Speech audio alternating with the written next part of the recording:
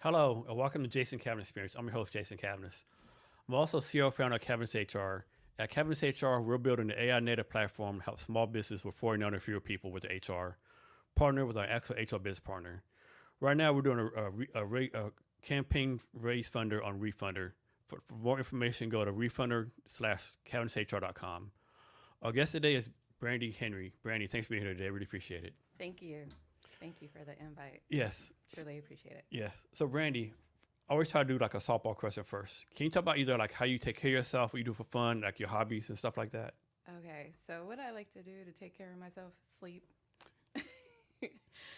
When I do get a chance, I like to sleep. I'm also, since my mother passed away, I've definitely took a soul journey or deep dive into understanding like meditative practices, Reiki. So I just really try to make sure I get like a self-care day, and what that would be, and taking care of myself is like facials, rest, beauty, sleep, dance. I love to dance. Dance is one of my passions. So that's the other thing I love to do too. So, talk about the importance of sleep because this is an area out there for founders or business people, Mm-hmm. work 10,000 hours a week, grind. Uh-huh. But you need sleep, right? Yeah, you need sleep to be able to make those strategic decisions. I mean, I know you need to grind and figure something out, but if you don't take the time out to rest, your body physically is going to tell you, and or if you don't listen to your body, then you have another way your doctor to be telling you. So, how do you balance like grinding versus sleeping? Um, that's a good question because it's just something that honestly, funny question or interesting narrative about me. I came into this world sleeping, so I love to sleep whenever I get a chance to. I am a night owl, so I will be up late or like for me, like in my role, what I've done is always like it's in my mind. So like a visionary, so I'm always writing stuff down.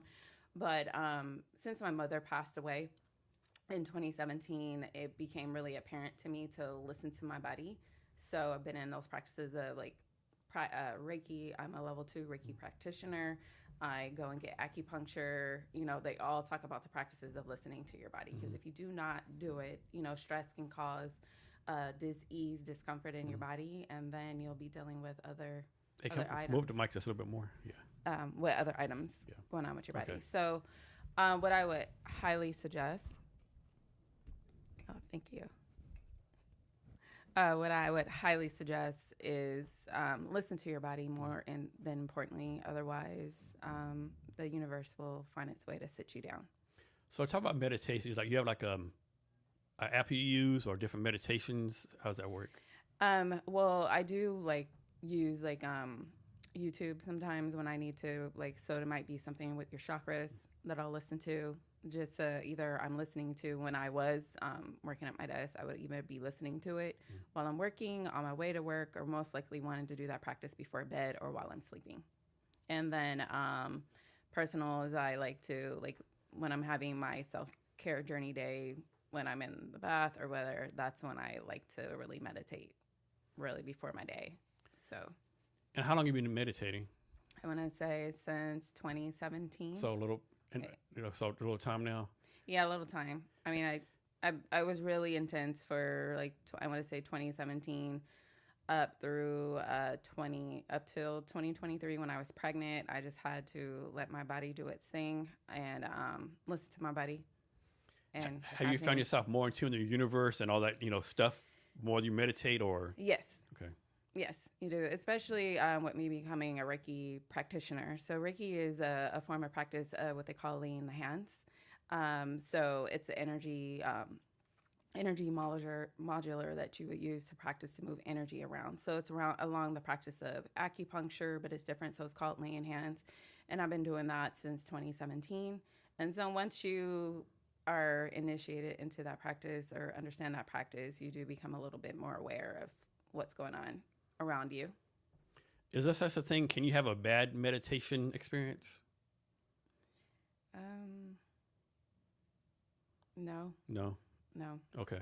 You just, once you start meditating and making that a practice, then you just become a little bit more hyper aware of what's going on around you. And you might become more critical of like those lessons that come towards you too as well. And do you like do the same time of the day? Is like the same schedule, or you like jump around? Well, honestly, I've been jumping around since I've been on this grind, but preferably I like to do it in the morning or in the evening or when I have that downtime. Okay. And for me, my meditation is really like visualizations. So, and how long do they last? They could be about an hour. Okay. And like everyone around knows not to fuck with Brandie this hour. Like leave her alone. Don't disturb her. Like this is Brandie time. Well, typically, when I'm saying I'm at my house and I'm going to the portal, or it's my me time, is the music's going. There's no let me be. Hey, where's the coffee at? No kid. Hey, where's my cereal? There's no, and my baby's too young for that right now. Okay. So it's to understand. So ideally, that's what I would like to do, and I like to, from my practice, from my Reiki master, was definitely just doing it in the morning.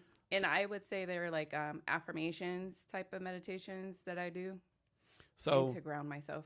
I think one of the negative things about meditation, I think a lot of people think meditation, you're doing this, wiki wacky, off the wall, hippie stuff, right? So how do you reply to that when people say, what are you doing? Like this doesn't work. This is like hippie stuff, wiki wacky stuff. Like, it just doesn't align to you. Okay. Nice. It's just, for me, the meditation is also along the lines of spirituality, spiritual practice. Like I said, after my mom died, it just opened up the door to this path. Okay. So next, Bayer says your background is African Creole. Mm-hmm. So Creole is like some kind of sort of same thing as Cajun, or is two completely different things, or? Mm-hmm. I would say different. Right, because Cajun is probably more like Louisiana. Mm-hmm. Creole is around that area, but Creole also goes into other nations like Haiti, stuff like that. And it's also a form of you talking. So the Creole part, or the Creole side that I'm bringing forward, as I'm still learning about that about myself, comes from my grandfather. My grandfather, just my history about that is that my grandfather, he used to pass back in the day. So that's the Creole side. So he was French Canadian and also Barbadian. And my mom came from my grandfather. So that's the Creole side. Other than my father's side is definitely from Virginia, African American. And Cajun, that's mean like Louisiana, French background. Mm-hmm. Yeah. Mm-hmm. Okay. And Creole's everywhere, more Haiti, stuff like that. Yeah. Okay. And so what have you learned about your Creole background that maybe kind of surprised you? This is just about the spiritual path and journey that I'm going down. So it just comes from me doing my Reiki practices, working with other people, certain things that you just can't explain come forward. That actually just aligns to what's a part of my bloodline. Okay. So like, it's gifts. Okay. Yeah. So I have to ask this question, right? It's gonna count as ignorant, but like, does it have to do like voodoo stuff? I don't want to say voodoo. Okay, what's the correct term? For me, I would rather say like along the lines of like hoodooism. Okay. I was very light. Because a lot of people don't believe that stuff actually exists, right? I mean, it exists. Yeah. You always see the thing, the small dollar Jason with the needle stuck in them, That's a whole nother practice. That, just got to be mindful of that and just don't practice and stuff that you probably shouldn't be practicing in because there's repercussions. Yeah, I can imagine. Yeah, I mean that'd be a whole different podcast. Yeah. Yeah. And are you from this area? Yes. Okay. Born and raised from this area. I'm born and raised from this area, but my dad is not. Okay. And your grandfather's from Creole. Where's he from? He was from Louisiana, but also came up here. So I had an experience with meeting my grandfather a little late, not later, but like in my when I was young, because the history behind that is that he approached my mom when she was about 28. Okay. And found out the history from that. Yeah. And then just learning, because my mom also had like hazel eyes and her background, and then just meeting Grandpa Red and learning about what his choices and decisions he made in a time and era to survive. Yeah, yeah. How often do you go back to Louisiana to like research your roots and stuff like that? I have not, but you haven't been there yet? I have, but the interesting part is my boyfriend that's part of his roots. He's like Jamaican and via Louisiana. So the last time I was in Louisiana was in Shreveport, and that was in 2021. Okay. When You do any gambling at the Freeport places while you were there? no, I Yeah. didn't. Yeah, Freeport's known for the gambling part. Yeah, Yeah. yeah. I seen that. I just really wanted to enjoy Yeah. the food. The food, yeah. So I got spoiled on Yeah, some you real can't beat the food. catfish. You can't beat the food, yeah. You came back to Seattle, and I was definitely a catfish snob. Yeah, yeah. Um, Louisiana, whatever you say about the state, their politics, what they do, like you can't fuck when it comes to food. yes, good taste, good price point. Yeah, they I can would cook. say They can yes, cook there. yes. My favorite part was getting gumbo to go. Yeah, that's insane, right? Yeah, like I was like, we need this up here in Seattle. Like you pull up like McDonald's and then you have like a cup of gumbo rather than, we treat it up here as it is a cuisine. It's a cuisine down Yeah. there, but it's just something that you just do and get. And I Yeah. just enjoyed it. And at that time too, as I was going through my spiritual practices and I was avoiding red meat at that time, even though I was still eating fried food, but I was eating fish. So that's what I was doing. So it was really big. Yeah, you're right. The catfish here tastes nowhere close to what close tastes like down south. Yes, it's good. It's good. I miss it. I mean, me and my boyfriend both say we miss it too. Yeah. Just the culture, the experience to be able to leave Seattle and be around, be down south Yeah. was definitely a cultural experience Yeah. for me. Because like I said, I'm from here, but my dad's from the East Coast. And so I'm used to that culture. And then going down south, it was just like, I love fashion. So just seeing like cowboy boots as the norm, cowboy boots with Yeah. basketball shorts. I was Yeah. like, what's going on here?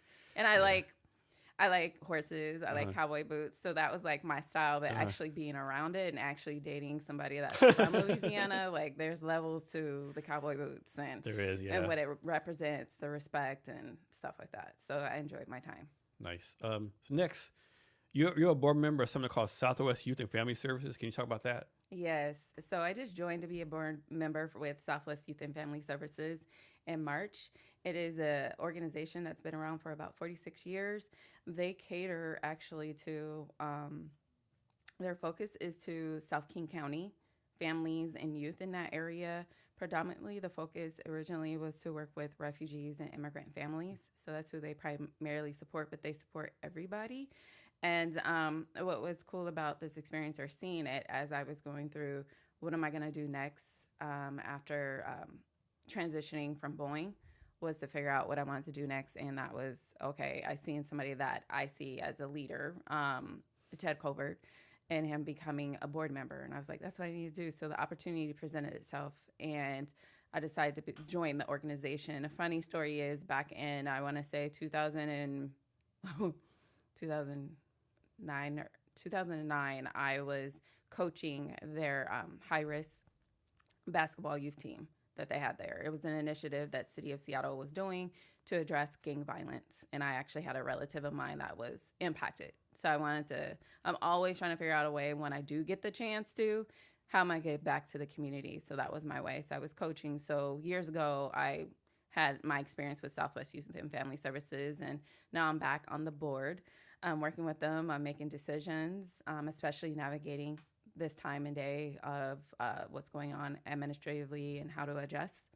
And so that's what I'm doing. And how long have you been a board member? I started in March. March, or just recently? Yeah. Mm-hmm. And so what are your job duties, or what you want to call it as a board member? Like, what are you responsible for doing? Well, our advisory, Mm-hmm. definitely like looking at same thing I would do, probably what I was doing day to day, but more of executive. Mm-hmm. Like you're that executive advisory to the board. So we're definitely talking about budgets. We're definitely talking about where they should be going next, how to achieve and go get the money that they do need. Do you have any part in the actual fundraising, or that's someone else? No, I do. Okay. So not directly now, but more so like advisory and what they need to do and giving them advice on where to go. And then they report to us how they are tracking, and we give them advice on what's doing next. I mean, how do you do this, right?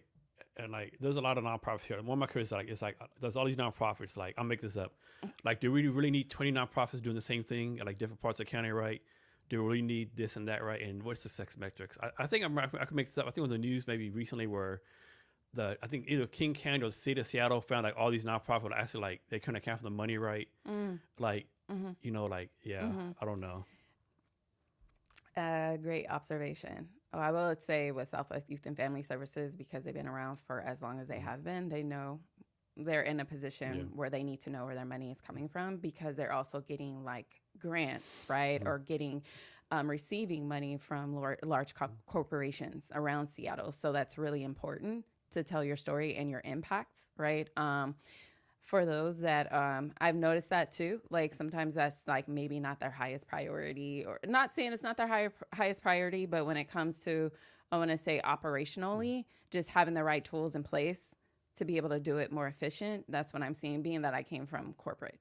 My organization, that's not the case. We got great accountant that they're working with. We also, on our board, we have somebody we have a finance subcommittee too. So we want to make sure we're dotting our I's and crossing our T's.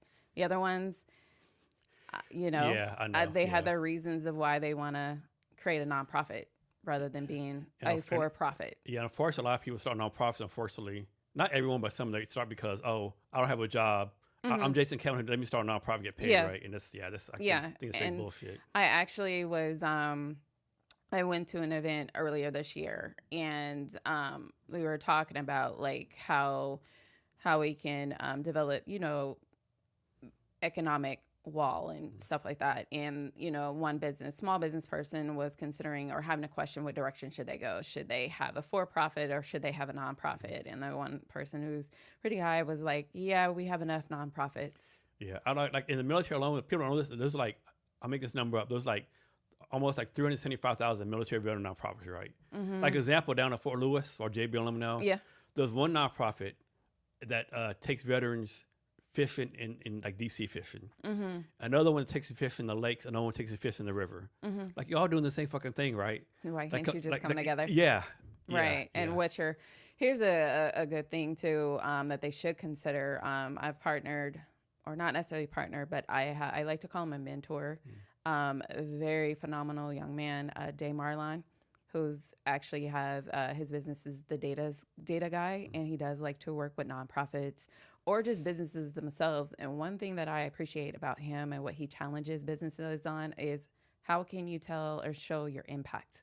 Yeah, that's big. Yeah, and most people, and that they don't have the tools in place, don't know like what data to collect. And that's what nonprofit and for-profit businesses have to do, but nonprofits have been seeming to not make that as don't understand that how important it is to make that an important priority to consider, especially now, as you know, with the administration, how it has changed and how businesses are really holding on to their pocketbook.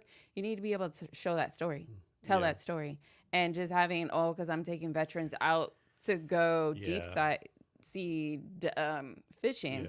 What's the actual impact on this veteran? What are you seeing? Like, how are you doing those measurements? They can't do that. And they can't, or they can't do it, or they don't have the proper tools, or a person coming inside or coming an advisory board with somebody on them, like myself, per se, challenging and saying, hey, you may want to do that, because not everybody's going to be giving their money like they used to now. No.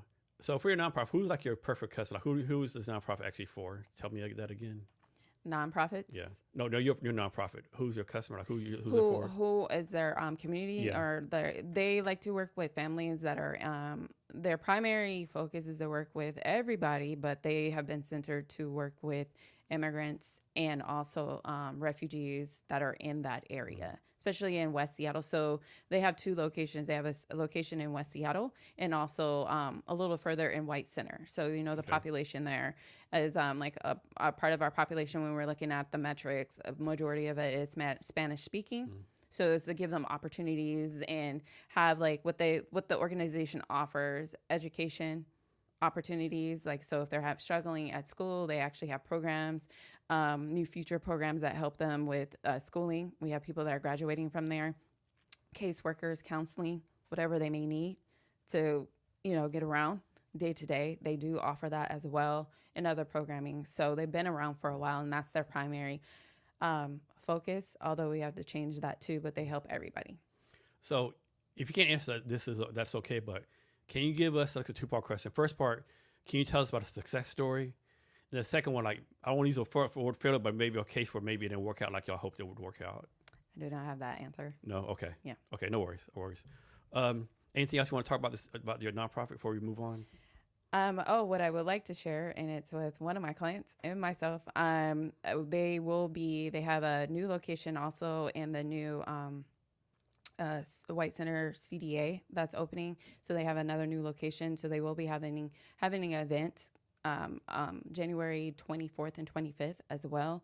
And I would also like to share that one of my clients that I've been working with, Resol, had created an event, a community event called Soul Food. So it came about in response to what was going on with the government shutdown, with SNAP going away at that time, or didn't know what was going to happen. So her and another client of mine and another merchant that she has in her business came together with saying, hey, let's do like a community potluck.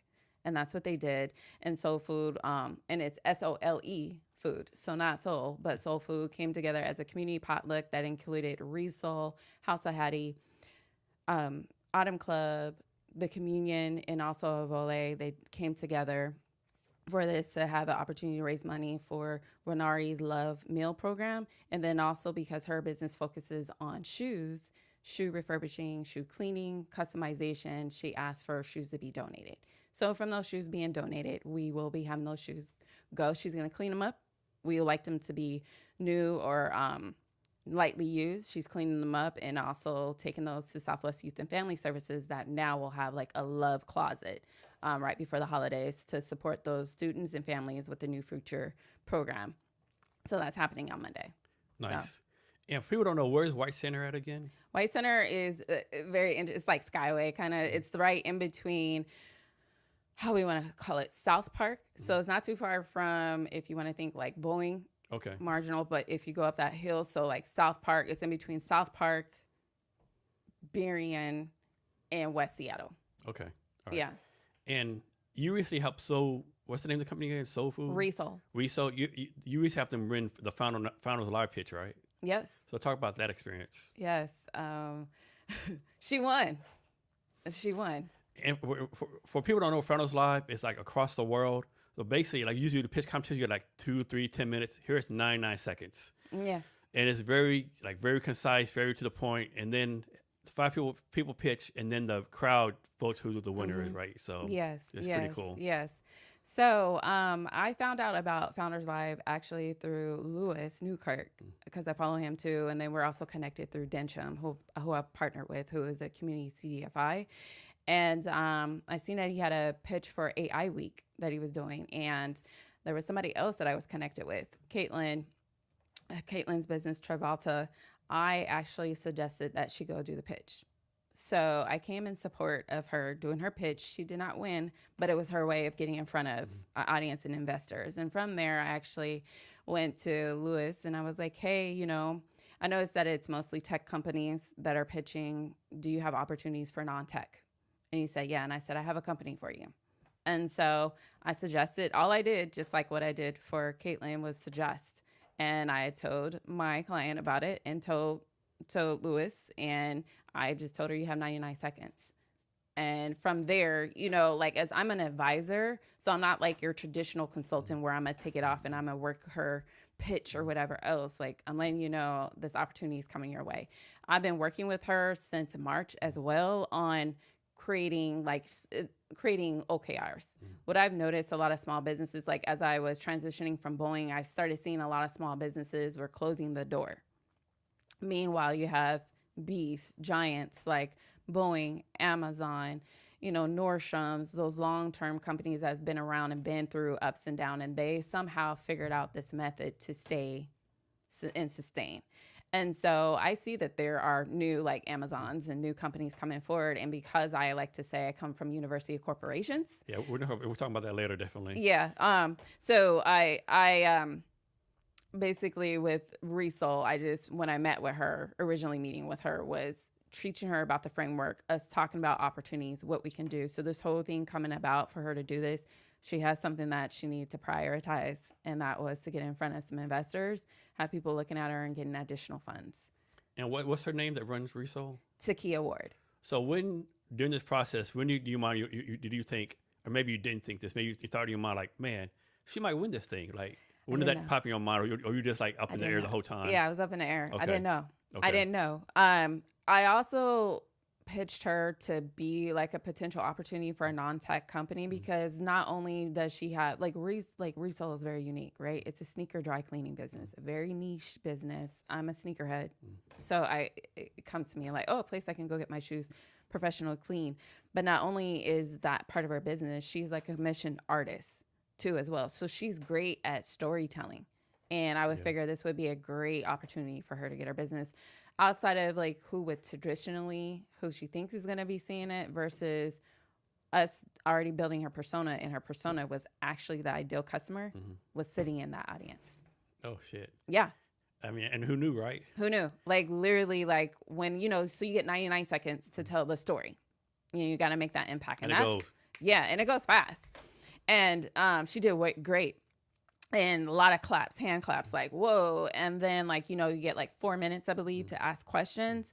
And one of the guys that was sitting in the audience, like, was standing up on the chair, raising his hand, and asked her a question about a business. And he was like, I've been looking for something like this, because when he was in South Korea, I believe it was, he was getting his shoes dry cleaned, and he's been wanting to find a place. Okay. So. That's interesting. So off subject, right? So I know a lot of people with shoe factories in Vietnam. That might be a connection for her. Well, as we talk about her and what I've learned, so I transfer knowledge to her. She transferred knowledge to me. So not only is she dry cleaning the shoes, she can authenticate the shoe. She can look at the shoe. There's tags. There's something within your shoe that can tell you where that shoe was actually made. Okay. And from that, like sneakerheads, for instance, we're always looking for that coveted item. And from that, the quality of the shoe makes a difference on why should I spend this retail or resale price on this shoe. She has the ability to look at that shoe and say it's too much glue, or was she just like that. Yeah. So you can tell what type of glue it is, what type of cloth it is. She can look at that. She also the level of stitching. Yeah, she also told me too, like the impact of the quality of your shoes. So nowadays, back in the 90s and the 2000s, early 2000s, our shoes last a lot longer than what they do now. So if you wear a sneaker every day, your shoes lasting about 6 to 9 months. Wearing Jordans and Nikes, it might be a little different. So what you can tell, the impact on the quality of your shoe depends on where that shoe was made and the conditions of that factory. Okay. So you got Vietnam, they're all over the place, but in that shoe has an indicator of where that shoe was made. Yeah, obviously there's like, bootleg factories in Vietnam, but people don't realize pretty much all the Nikes and Adidas, all the stuff is made in Vietnam, right? So yeah. And she can tell you more. Yeah. Yeah. So how did she become a customer of yours? How did that process work? How did that come about? How did it come back? Is she your first customer, so to speak? Yes, she is actually. Sorry, she is actually my first customer. And how did it come about? As I was doing my transition, right, from Boeing, I was looking at, I have my list, like you said, like meditation, visualization. Where do I want to go next? Ideally, I'll just put it out there. I said I would be at Boeing for 15 years. I was at Boeing for 12. I was at there, 15 years, and I said, and then I'll be an executive at Nike. Boom, 12 years come, trying to figure out what my next step would be, was seeing a lot of her storytelling and story stuff that was happening on Converge. And I've worked with Takia also in the past and on one of my dance projects. And I seen that she had opened her business, and I came and asked her about, hey, do you have opportunities? Those opportunities was not showing up that way, but I said, hey, I have this thing that I'm working with, this business I'm starting, S4S management, and I would like to transfer some knowledge about some frameworks for longevity. She said, cool, bet, let's do it. And in that, she transferred knowledge to me about sneakers. And so every time at Boeing, you did something called IT product manager and product manager. What does that even entail? Project and product. Yeah. So I know it seems like very similar and close. So like a project manager typically is focused on an initiative, a project. It has a start and finish, right? You have milestones, you have items you need to do to report on or whatnot, keep herd the cattle, keep everything aligned, report out. A product manager is responsible for the entire product, right? And they may have project managers on their team or product owners or what they may want to call them. So product manager is managing, this product here, right? And it goes all the way down to how this is being made, the water, the marketing, everything, in the strategy of how this is going to go to market, or if I have to continue investing in this one, or if it's going to be lemon flavor. So that's or something as small as like, these letters are sideways. How come they're like the other way around, Yeah. or the font? That's part of it, but that would be the person on my team that I would be coordinating. So I would be the product manager, and then I would probably have somebody in marketing that I would be talking to, in graphics, on like, I'm really focused on the whole overall thing. So what they used to say in regards to like the product manager is also, they would say you are the CEO of your product. Okay. So a product manager is kind of like a CEO, very unique space. Like you've probably noticed in larger companies now, they have CEOs and CPOs, chief product officers, that are running over a lot of products and overall the overall strategy and vision. They're talking to that person, but they're close. It's just that the CEO has the executive decision, final decision. Product managers do, but they have the influence. Okay. And then talk about how these skills you learned from the Boeing experience are helping you with your new startup. It's so funny. It's full circle. So I would say like my experiences, items that I learned with my career, what I've learned with Boeing, also with me being a GIS analyst, at one point is becoming full circle with working with small businesses, not just being within like the doors of Boeing and focusing on their products. I'm working with a variety of different products. And so what have I taken from that? Like I said, the University of Corporations and my intentions on what I want to do. I want to make sure they have certain frameworks that they're not aware of to do to, at the end of the day, manifest where they're trying to go. So what is this Universal Corporation? Is a term just made up of the blue? It's a term I made. Are you going to get a patent or anything like that? Or No. It's gonna be a school you start on YouTube University, University Corporation School. No, it's just something I like to say. Like a certification. Yeah, it's just something I like to say now because I orbited corporations for about 20 years.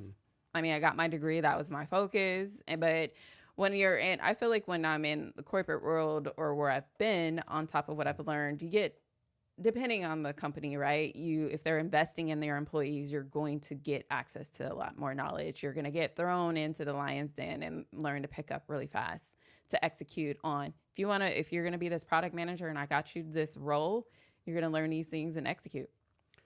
So what is an OKR? An OKR is an objective and key results. Is that the same thing as a KPI? Those totally different things. Different. Okay. KPIs are your key performing indicators. So you would probably use, they're interchanged with each other, but OKRs, on how I like to see it, is one step above the KPIs. The KPIs you're going to use to see how you're performing to that objective and key result. The key results are actually something, it's also like it has an end to it too, to manage like your objective is an inspiring goal. And it may be as simple as I want to be the best burger joint in West Seattle, right? It seems very, very like simple, but underneath that hood, how are you going to become that best? So your key results is the way that's keeping you accountable, right? You can say by the end of Q1, I want to have acquired so many customers, right? And then within that, depending on your tools and systems that you're using, your KPIs come in that way. So in the cases like sell per hour, SPH, that's a KPI, right? I want to, I have a revenue goal that this store needs to be making. So your sales per hour is going to tell you how well either the salesperson is doing or this department is doing, and or how well your product is doing to reach that, and what you need to do to adjust. Then from that, you adjust your KRs and OKRs as you travel into the next quarter or year. And so your business is going to be like helping like early stage startups or early stage business? Yeah, it's early stage. And also, as I've been learning when I've been talking to other like an owner who owns a restaurant, somebody else that's been in the business for like 44 years. They've been like more so like they're the employee and CEO. So they don't have time or access to this. So it could be somebody that's been in business for a long time and just need to organize the chaos. So what's the answer to this? Like you go to a business, you're going to help them out, whatever. And they say, hey, all this mumbo jumbo is fine. The letters, blah, blah, that's fine. But like, I gotta, I don't have time for that. I gotta sell burgers, right? I don't have time for KPI. What's your answer to that? Well, What are you gonna do when you might be facing you're in the red and the lights are gonna be shut off? Did you have an opportunity 90 days before that to know that was about to happen and to mitigate? And if they don't have the time, that may not be the client best for me. Yeah, I know a lady. She just closed down a restaurant like maybe a couple of weeks ago. She's been in business for 3 years. Come out, she wasn't tracking anything. Like as a restaurant, I'm not a restaurant, but I would think you need to track, how much this onion costs, Yes. salad costs. Yes, Supposedly, absolutely. she was doing none of that right. She was the best cook in the world. She made great food, but like she wasn't tracking none of the best stuff. Like, I mean, you got to track the salaries of your employees, the lights, the insurance. Supposedly, she was like willy-nilly charging prices. And and 3 years later, she's Yeah, I partnered also with Densham. So those are things that we are seeing, right? With entrepreneurs, creatives, I would say. Some people are just great at being creatives. And that's where they may need to be that CEO, but don't realize that they may need to delegate a task, or they're so in it working and not realizing that they need to delegate that task. Like what I say to my clients now, like, hey, if you don't like doing social media content, if you can find somebody or hire somebody, or now as we're looking into AI agents to help you out, do that. Because if you don't, you're still setting yourself up. I feel you're setting yourself up for a situation. Why do you think like there's people out there who make great business people and some make great creatives? Why do you think it's so rare? It's almost like a unicorn for someone to be a business person and creative. Why do you think that is? I definitely think it's very unique because I consider myself a unicorn when I'm in the creative world. So like I said, I love dancing, right? I love choreography. So S4S management is not my first business. It's actually my second business. My first business, I was the owner of B&J Movement with the intentions to provide a space for youth to dance in. And so coming into that space, at that time, I was a GIS analyst where I was focused on project management, right? I had to deliver maps on time. I learned how to task my time, manage my time and deliverable and make sure it's quality. When I came into working with other creatives, I was definitely a unicorn. When I'm around dancers, all they want to do is dance, create. And then, they have this project that they want to do, but don't have the idea of when they'll launch it. We're just going to do it. But you have all these other moving parts and it doesn't work that way. So I definitely was a unicorn. I would say even Takia is a unicorn because she is also a creative herself. She's a commissioned artist as well. And then still running her business and adopting that, hey, yeah, I got to focus on this thing that I'm like, the admin work. But if you want your business to be around for a while. So it's a sacrifice. I mean, not a sacrifice, but an adjustment that you have to learn. I call the non-sex stuff like taxes, accounting, like, the financials. You got to do that shit, Yeah, you do. Otherwise, when you really need that information if you're going for a grant. Yeah. If you're going for investors, right? You need that type of information. Otherwise, like to an investor, like, Live Founders Live, if you're not able to provide that information, why should I invest in you? Yeah, definitely. Or, the story of it, like what makes your product, what makes your business so much different than anybody else if I don't even know what your financials are looking like. So do you have like a quote unquote, like a perfect customer, so to speak? No. Okay. I haven't reached my perfect customer. Any industries that you will not work with? Are you focused on like certain industries, certain revenue scale? No, because I'm glad you asked me that question because what was interesting is that I first said my intentions for S4S management, it was to focus with creatives specifically, right? I know it's putting me in a niche, but I've worked with them. I'm one. I know how it is. So that is working with creatives like Takia. Was working with Victor, who's also a performing artist, right? That was my intention, but I realized every entrepreneur that I may run into of recently is a creator. So I was definitely disregarding working with restaurant business. I was like, no, there's somebody else for that.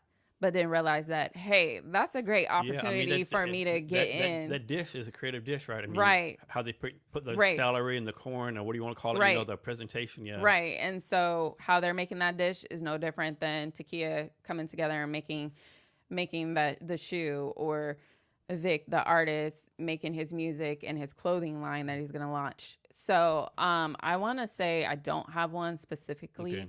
I probably would like to not void, but limit working with construction as much because there's somebody else for that. I Yeah. could do that, but that's just a world that resonates but does not resonate with me and who I am, and that's how I want to show up in my business. Okay. And I'm sure you're probably still figuring it out, but I think a lot of founders, they have a big struggle with like their pricing, right? Mm-hmm. I'm sure price probably changed several times, but right now, like, how did you figure out your pricing? How did I figure out my pricing? Great question. Basically, I also had an advisor too from SBA. So I worked with them on my pricing. And also, I would like to call her my advocate, Amanda with Dencham. Me and her had conversations about, how long are you going to do something for pro bono? You need to get paid. What is that price point for you? And let me know what that is, and we can work, figure that out. So I took really what my last price point was at my last company. I took that. I actually tripled that price. And then from there, I created packages. So there's packages that I have when you're working with me based on the need and how quick we can turn it around. I have that, but I have been learning now that I have to make adjustments because not every company can afford it. But then some companies, they can't afford it. It has to be like how the investor is going to invest. I have to see that there's going to be something about this worth me investing. If it's sweat equity out of it that I'm going to get out of it, that I will do. So I have packages. I also, instead of like changing the price point that my advisor told me, you don't want to do that because you'll confuse the consumer, right? So it's always best to have a set price. And if you can, you offer discounts. And so, like, with your future customers, is the plan like, do product based, have an ongoing relationship with them, like forever and forever, or like, no, like, okay, you're going to help a burger restaurant out through the first 6 months to increase KPIs by 7%. How's all that going to work? I ideally like to work with somebody. The folks I've been working with, they've probably been in business for at least 3 years or so. So that's a good candidate to start with. If they're actually, I would say if they're very, very new, then they're more so in the discovery stage. And so they won't really be ready for me as like, quote unquote, a product manager coming in and me being able to look at me asking those questions. What's your data looking like? What's this? So that I can actually help build them. So ideally, I prefer, because I'm transferring knowledge that what I have, I prefer to work with them with a quarter.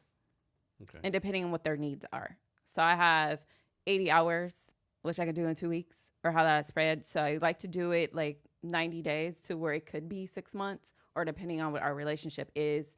As I've been with my one client for 9 months, it could be like that too, just to see how it goes. But preferably, I like to work with somebody before a quarter starts. So a plan is a plan. It's a dream. But I also want to see whatever we plan for our actuals. And does a product matter for what you do? Like, for example, a burger restaurant versus a painter versus someone selling shoes versus someone, I don't know, selling cars. That's whatever product it is. Does product matter to anything that you do, or is the product's a product? Products matter. Okay. I mean, a product is a product, but products do matter. You want to make sure, like, with your product, how different are you when you're in the market? And in some cases, your product you could be very lucky, and that product could just be like everybody else, but you have a great marketing machine too as well with that. So what happens in the future where someone comes to you and they want to use services, and you look at the product, you're like, how do I tell this person this? The product is like fucking horrible. Like, how does that work? like, you don't question those dreams, of course. You don't question your dreams. No. Like burger, like, I had this great burger. You taste it like, oh my God, this shit tastes like sewer water, right? Like, how do you approach that? I would give feedback. Okay. Because for a good product, you always have to have feedback. Yeah. And if they're not doing surveys with your customer, how do you know if you're even pushing the needle or you're in the right spot? And that's the other thing that I want to mention too. Some small businesses owners don't realize how important that is to have surveys. So like I said, remember when I brought up, like, when I was at Boeing, they would say your product manager, you are the CEO of the product. Yeah. That goes back to small businesses. They're wearing a lot of hats, right? Yeah. You are the CEO, CFO, CMO, right? Marketing officer. Oh, I had one more. You're the data entry clerk. Yes. Sales person, right? Let's see. Then, depending on how small your business is, you are also the CPO.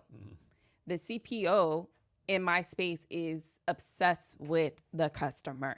Not only am I focused on making sure the machine behind, like making sure like the app is working and the development team is ready, the marketing person I'm talking to, but I also want to know who's my ideal customer. Yeah. Is my ideal customer happy? Is that feature on that app working? Or is it not working? Or should we continue investing in it or not? Or they're going to the customer may need to wait until I can get it to them. So best thing is doing surveys, talking to them, customer experience. If you're not running surveys, not taking the time, you don't know. Even if you have people walking in, it might seem like it's great, but hey, that burger you have there that's not sitting there that people buy and they don't like it and you're not surveying why, or hey, like I need to might really need to measure my ingredients. I'm a good example of that. Like every restaurant, I suppose I don't like the food. They walk up, how's your food? Oh, it's fine. Yeah. Now give me a survey. I'm like, yeah. And they should be, I would highly suggest that they do that because that's how you improve the product. And then on top of that, the customer experience. So business owners have to make millions of decisions, or maybe not millions of decisions a day, but a lot of decisions a day, right? Mm-hmm. How do you recommend them, what decisions to make first, second, third? Like how do you tell them to prioritize the decisions? So that would come back to my framework. So ideally, or the framework that I've learned, right, as being a product manager that I'm absorbing and passing along. So what I would say with that is prioritization. And if you had sat down, even as simple as saying what your goal is, right? I'll take it back to say if you were to make your goal as simple as when you make your New Year resolution, right? And then you take those steps towards that. That's the same thing that a business owner should be doing. And that would align to your OKRs. So whatever it is that goal for that year and it's to your bigger picture, you'll have that bigger picture, but then you're going to make it down a little bit smaller to what you can do in the quarter, in that month. From that, what goes again to whatever that key result or that item that you're trying to do, if you know what you should be targeting by the end of the month, it should be a part of your priority. Now, it may switch because life happens, but you have to be able to be adaptable to doing that too as well, if I'm able to answer that question as clear as possible. Yeah. And so your company's called S4S Management. Mm-hmm. Is this something you just randomly came up with, or does it mean something? Or it absolutely do mean something. So it's about legacy. So S stands for my son's name. His name is Sage. His birthday adds up to a number called 4, which means it's a master number, means a builder, and his last name is Sanders. But, I can go for sustainable forward solutions, but it's really me edging and doing something that other families, that well-known families that we know that's out there, having a name that I can pass on a legacy to my son. So next, we're going to come back to your company in a minute. But next, let's talk about your dance background. You had a company called B&J Movement. Can you talk about that? B&J. So that was Brandie and Jasmine. That was our name. Movement. It came together. I did that. God, I'm still trying to figure out because life has been lifing, right? I've been around for a while. So that came about, around 2010, 2011. It came because I realized that I was missing something in my life. So dancing is a part of me. Known around Seattle as a performer, a dancer from my era. So while I was in high school, we established, Jasmine, myself, other young ladies. We didn't have a coach. We were our own coach. We were our own stylist. Established a dance team called Remix. Did really well. We won dance competitions. Actually, Delta Sigma Theta sorority put on a competition, Stompfest, and we won them twice. And so we just grew our name. That's where I started getting exposed to what I would like to call branding. Way young, right?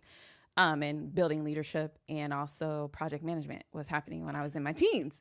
So I left high school, went into college, was doing all the college things, right? Still dancing, doing the thing. But it was when I started going to Cirque du Soleil performances with my mom.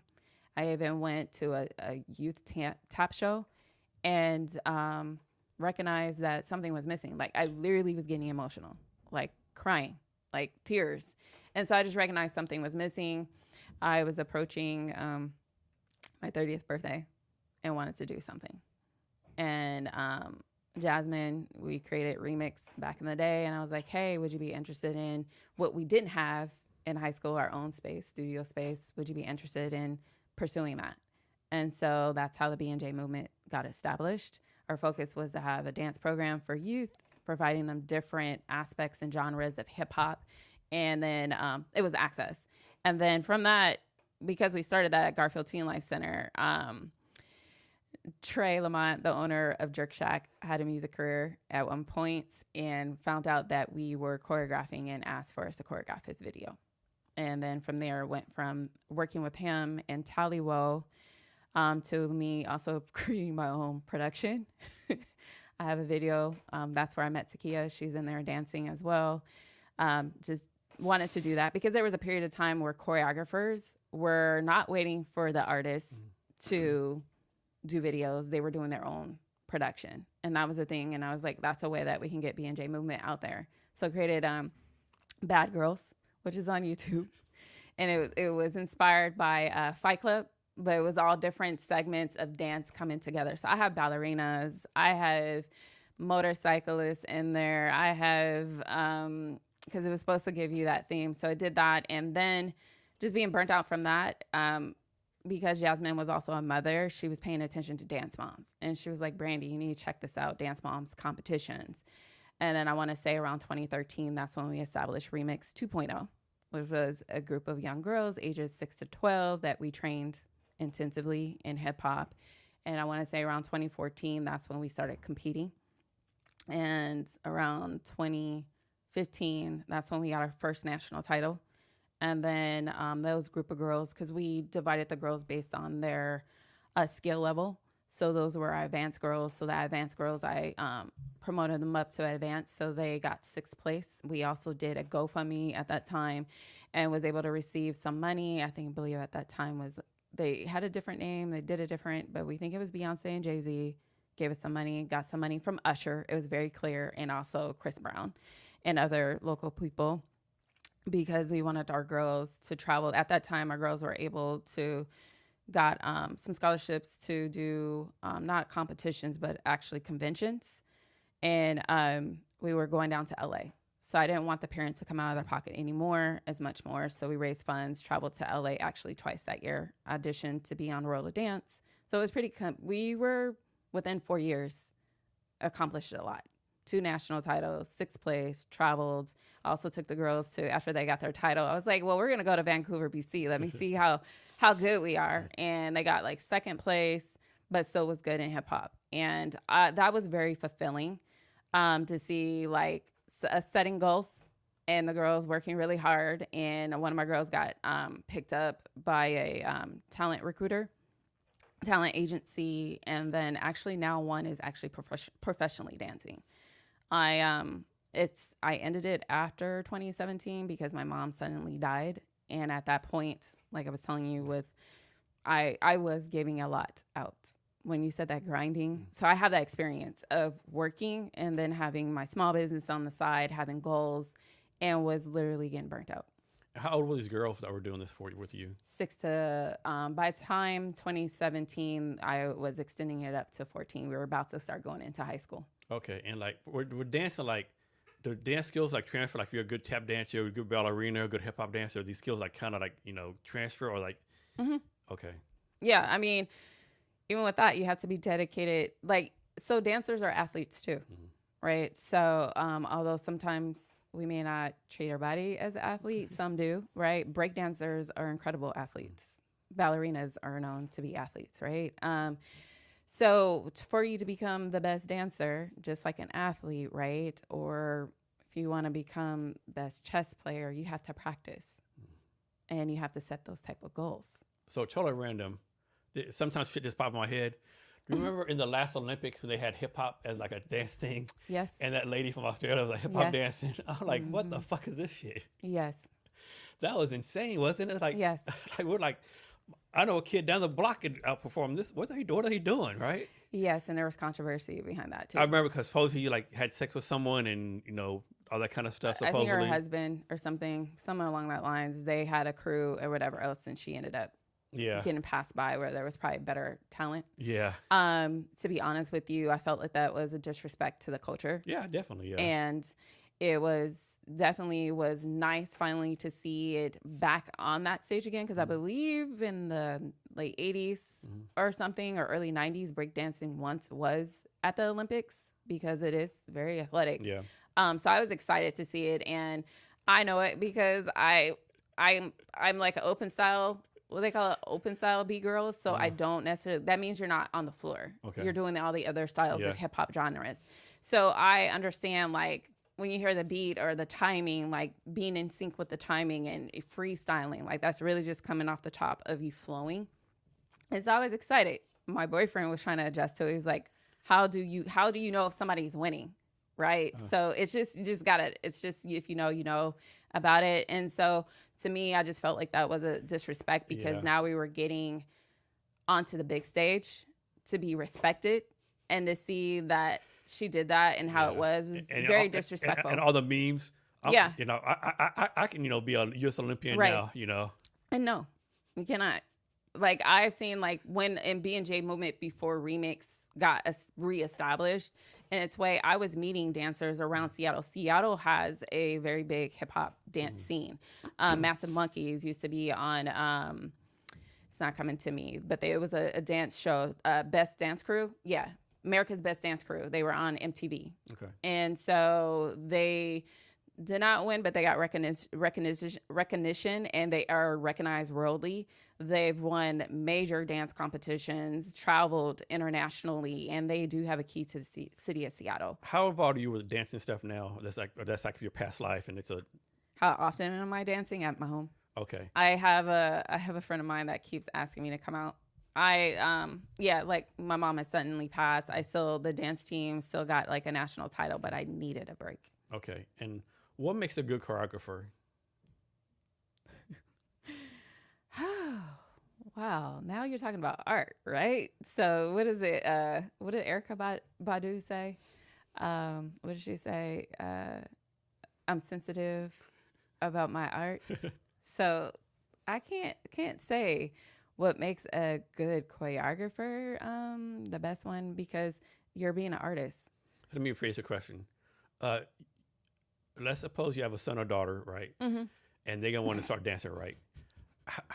How do you pick the choreographer their dances? Well, I'm definitely going to go with people that I've been knowing in the industry for a while. Okay. Period. Who has a history. For me. So like, yes, my son, I want to expose him to breakdancing. What dance studio is he going to go to? He's going to go to the Beacon. Mm-hmm. He's going to go to Massive Monkeys because I know they have the history. There's other crews too, like Free teaches there too. So that's where I will be taking him. If he wants to know something a little about hip hop, I will probably be training him too. But then it's a difference because I'm the parent, that's my child. So kind of want to have somebody else train, but definitely once it gets into the competition world, it gets very interesting. So like breakdancing, hip hop culture, that's a thing, right? Can you talk about the hip hop culture that's out there? I don't think people realize what hip hop culture is. Oh, rephrase that. Like, don't know. What do you mean? Like a lot of people they don't know about rap, music, hip hop culture, breakdancing. Oh, like the different genres of hip hop. What is hip hop culture? It's the hip hop. Well, there's genres within hip hop. How do I like to say hip hop? Well, we want to say like, I don't want to say it's a subset because it's now been mainstream for a long time. It's a music genre. I want to say it's a part of a genre of music, but there's a lot more to it, right? So there's genres within hip hop. There's the music. There's the storytelling. So you get the rappers, right, or poets. So that's a part of the rapping. Then you have the music. You have the producers. So you have that aspect of people making music. So that's also the DJ that makes you move, right? So the rapper needs the DJ. So it actually kind of started with the DJ. Then the rapper came. Then you have also who's telling the story. You have dance. And dance has different subsets within it. So you got like hip hop, you got breakdancing, Then you have like the fly girl style, right? Then you have dance hall that's coming in, that's mixing in with the dance flows.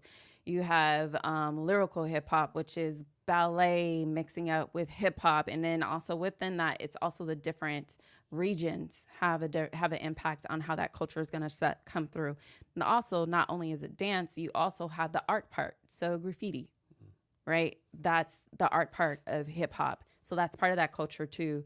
And it's also been kind of like a rebel, or because it's something that hasn't been included with mainstream. And then you have fashion, street fashion, which is now becoming even more mainstream now that you have like people like Pharrell in Louis Vuitton, and you had Kanye West with Yeezy and whatnot creating. So it's just a whole like it's a lifestyle, I would say, and culture. It also where it came from. It was birthed out of New York and it expands. So the different regions also have an impact on how what you're saying, what type of music, what type of beats you're doing, what type of dance that comes from that region. Hip hop from the South, like where you're from, is different than what it is up north, right? The music, the sound, the movement, the dance. Like we were talking about Louisiana. Louisiana has a bounce. That's still hip hop, but it's moving and twerking. And then Houston has screwed. Yeah, slow it down. Then you come to the West Coast. You got like, they always are paying homage to the old school beats and different beats and popping. And then that hip hop too, dance flies, you'll get people pop locking. You'll see that a lot. Then Seattle, I would say, is very unique because it's just a homage of all us people coming to this one place. But breakdancing is really major. Yeah. Yeah, it had a big influence across the world. I think hip hop started maybe 60s, 70s, and now like 70s. If you go like South Korea, it's like 50 something years, over 50. Like you go to every country in the world, it's a big, and people don't realize how big hip hop culture is in Asia. I don't know if people realize that, how big is it in Asia. It's big in Asia. It's big in Europe. Those that won the hip hop breakdancing, the breakdancing in Olympics, they weren't American. Yeah. And so what happens is like we started the culture here, but I feel like even when I was going to those breakdancing competitions, I just feel like those that were like non-American outside of us really embrace and appreciate the culture. Like when I say down to clothing style. Yeah, definitely. Another random thing. So I think I remember recently, like, so for the longest time, in the Billboard Top 100, maybe Top 40, there'd be all these rap song, hip hop songs. I think recently, the first like in 20 years, there was no rap song in the top 20, right? I don't want to say 20. I want to say probably of recently. Yeah. Of recently, they've been saying that. Yeah. It's changing. It's more popish. Yeah. But I do want to pay homage to Kendrick Lamar. He kind of brought it back. Yeah. He did. Yeah. What is your take on the Kendrick Lamar Drake beef? We needed it. Yeah. I'm glad it stayed positive in a way. But I mean, I don't know. That Super Bowl performance, he was like, when he did that, that's kind of, like it's gloves off. Yeah, it was. Basically, he threw Serena out there, that history they had, Serena Drake. Yeah. Yeah. It was needed. Yeah. We used to have a lot of great beats back in the day, like LL Cool J, Kumo D. Yeah. Ice Cube was NWA, Eminem versus his beefs, Yeah. So I'm into astrology too. Of course you are. Of course you are. And Kendrick is a Gemini. Okay. So, they have multiple sides to them, but 4 personalities. Mm-hmm. So, he's a nice guy. He's just, I wasn't even paying attention to the beef or something, but I was going to a birthday party, a family birthday party, and this guy pulled me to the side and he was like, "Oh yeah, Drake has a song with Kendrick Lamar," and it's not like I was paying attention that deep. And I said, "Why would Drake do that?" Mm-hmm. Before I even heard "Not Like Us." Yeah. And then I sat down and I was like, "Okay, I gotta listen to this. What's going on here?" Then it kind of grew on me, and then I started going. I said, "Is he making fun of him, mimicking him?" And then he just set his point straight. Tupac did that. Yeah. Too with Biggie. So it just was probably something that we needed to have, like maybe the direction of where hip hop was going. There's all other genres now that I like trap music or drill. Those are the other ones that we kind of got to pay attention to, that it's popular, but it's not safe. Yeah. Drill, like from Chicago, they really mean something behind that. It can get violent. Okay. What's the one that should be from DC? Something music. Go-go music? Yes. Go-go music, yeah. Yes, that's another genre Yeah. too. Like, does anyone make go-go music anymore? Haven't They're still happening in DC. Yeah. I just don't know if it's like as mainstream, but Yeah. it still happens. It's still happening. Baltimore just recently, they had a little dance, little thing too that I was like trying to pick up as well. And for a while, the thing was like combining jazz with hip hop. Mm-hmm. Yeah. I think it was called Diggable Planets. Yes. I remember them, yeah. Yeah. He just performed at Bumper Shoot. Okay. Well, they just performed at Bumper Shoot. Okay. But Ish is from Seattle. Have you heard of this group out of, I think it's Japan called XG Live? There's like 7 young Japanese females. Mm-hmm. No. Yeah, I seen them. Yeah, they're like really, like 2 of them Kokona and Jurgen. Like they're like, yeah. Mm-hmm. So Jurgen just did a song with someone named Rhapsody. That's really, yeah. Yeah. So I have no idea who Rhapsody is. Yeah, she's been around too. Yeah, for a while. Yeah. So I seen it. They're very good. Yeah. I got introduced to her through the dance. Nice. Yeah. So like also through the remix 2.0, like I was putting them in like dance intensives that they would do for like a weekend, and Monsters of Hip Hop would come around. So that its focus was hip hop, but it was different styles within that you would learn. So you had an opportunity to meet choreographers. This is like choreographers now, depending on how big they are making about 6-7 figures in choreography. That was unheard of when I was in the 90s.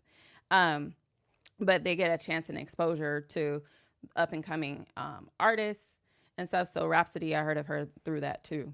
Okay. Through there.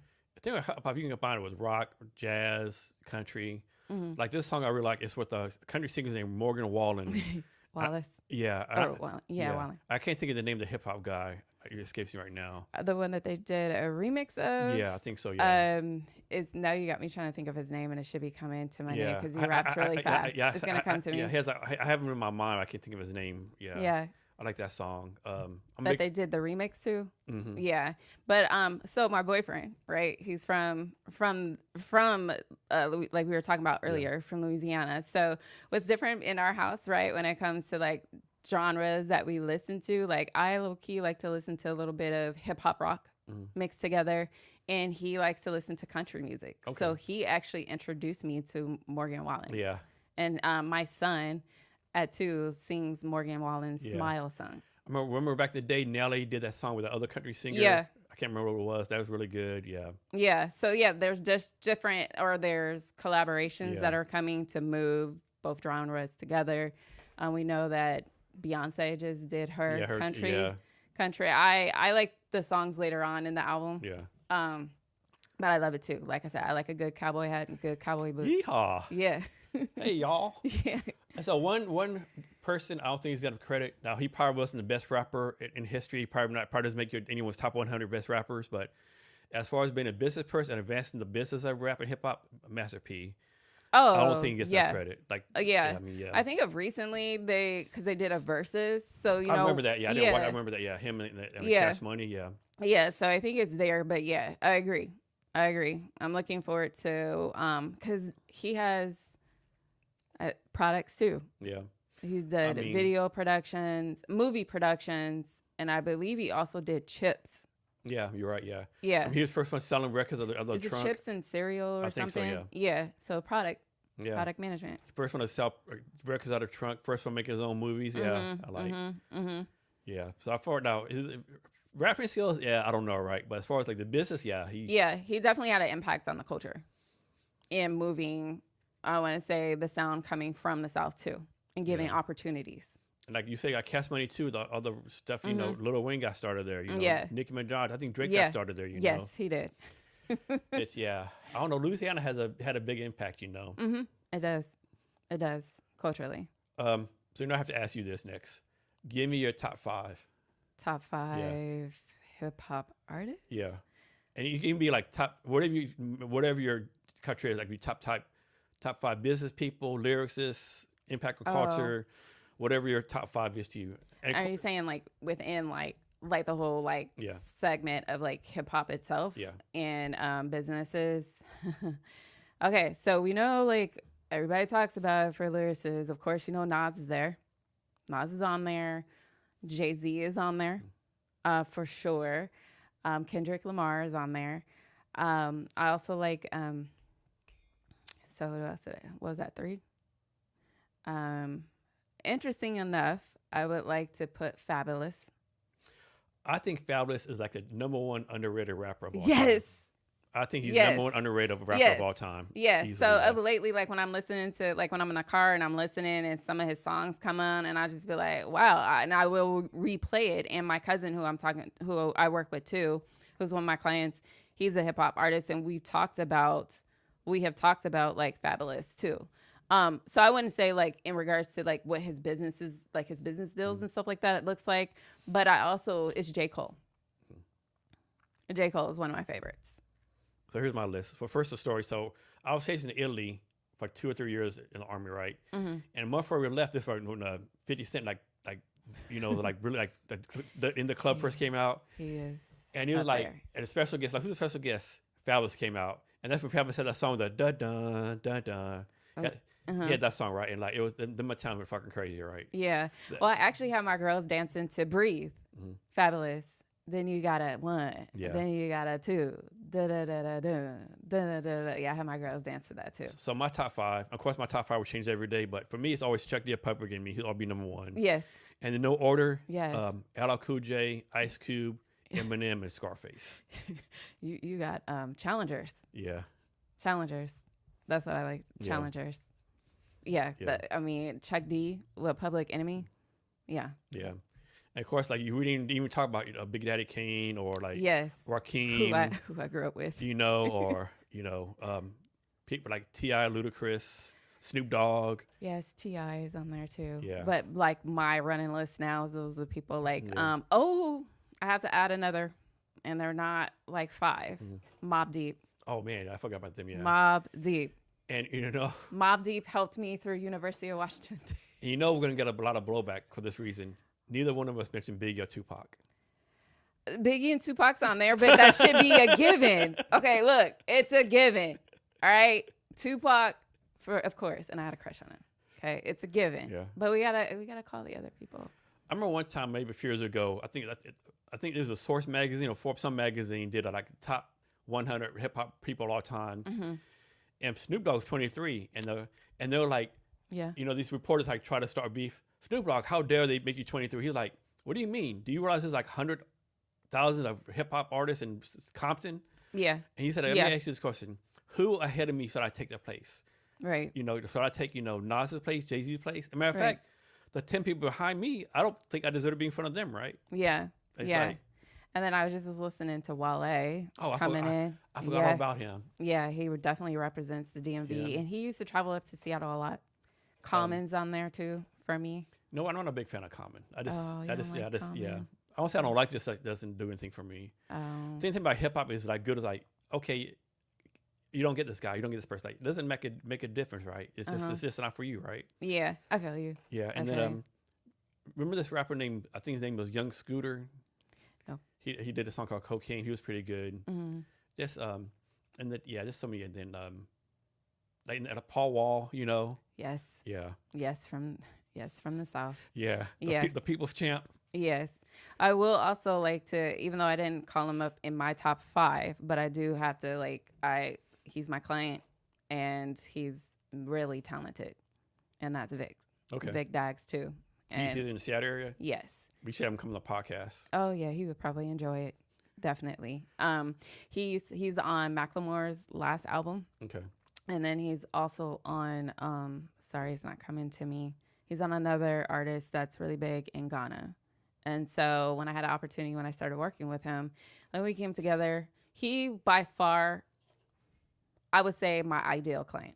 Okay.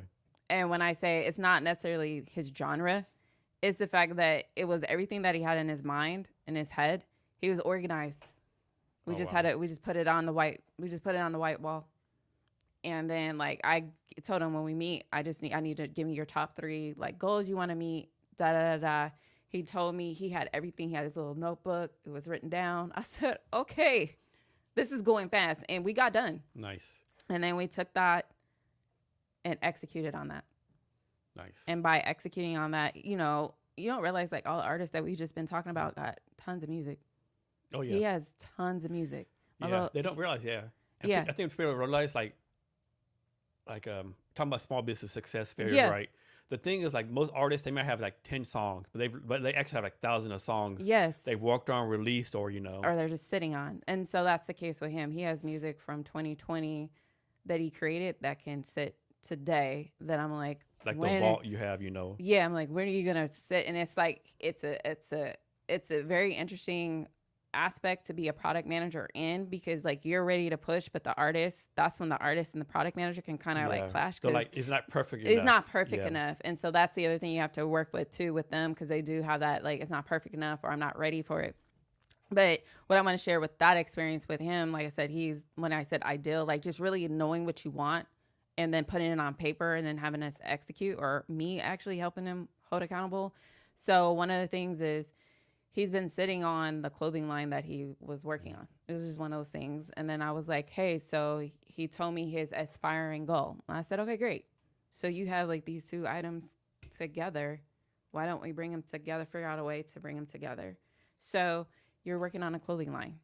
Awesome. You want to be known worldwide or whatever. You have music. Instead of having one go at one time, this time, figure out a way that we can bring them together. So from that, we took one of his songs that he identified, which was Not For Sale, and took one of his shirts. He decided to do a Not For Sale shirt. Had that launch and drop when his website was ready. So it launched at the same time the music was being launched at the same time. So it's like simple, but it's like somebody that has been waiting to sit on it. Yeah. And that's that aspiring goal. So we're taking steps towards that. Then it's not just that. You still got to have, all right, so what's next? Are we going to do another capsule? Like, I'll be talking to him soon. What are we doing for 2026? How are you going to focus on victory going forward? Because your music, most clothing designers may not have a music person or be the music person. So they got to go find the music to match the story that they're telling. He has it 2-in-1. He can sync his music for campaigning. That's good. So that it was, when I say like ideal or like how quick it took for me to go, okay, let's try this, boom, boom, boom. And then just seeing him like hustle and grind and going, okay, so how many songs are we dropping this quarter? Me being on top of him saying, okay. And he's like, this is going, or okay, he's okay with, oh, it's going to slide. So how does someone drop music? I mean, in the old days, you go to a radio station and beg them to play your record. It's now like you just go upload it to Apple Music or Spotify. Yeah. Okay. So ideally is depending on how far along they are in their career, and I'm still like getting exposed to this world. How does a person, IT product manager, show up in world of music as a product manager? You're working with either when you're independent. So typically independent is they're uploading their music onto Spotify.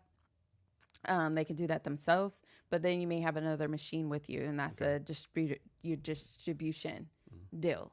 And the distribution deal will help push the music, or they figure out where like the genre you're in. So that's that marketing campaign, that marketing part that they're able to place the music here. And then from that, they, depending on how big that group is, they may be able to do that extra talking for you to go to the radio station. You still need to do that. Yeah. You can't, I mean, all the successful, like, record companies that you're seeing, it's the same. They're entrepreneurs too. It's just like the other entrepreneur. They still need to go out and network. You still need to make connections. Some are a little bit further along where they might be paying people to do it. We don't know, but you still have to have that type of grind to.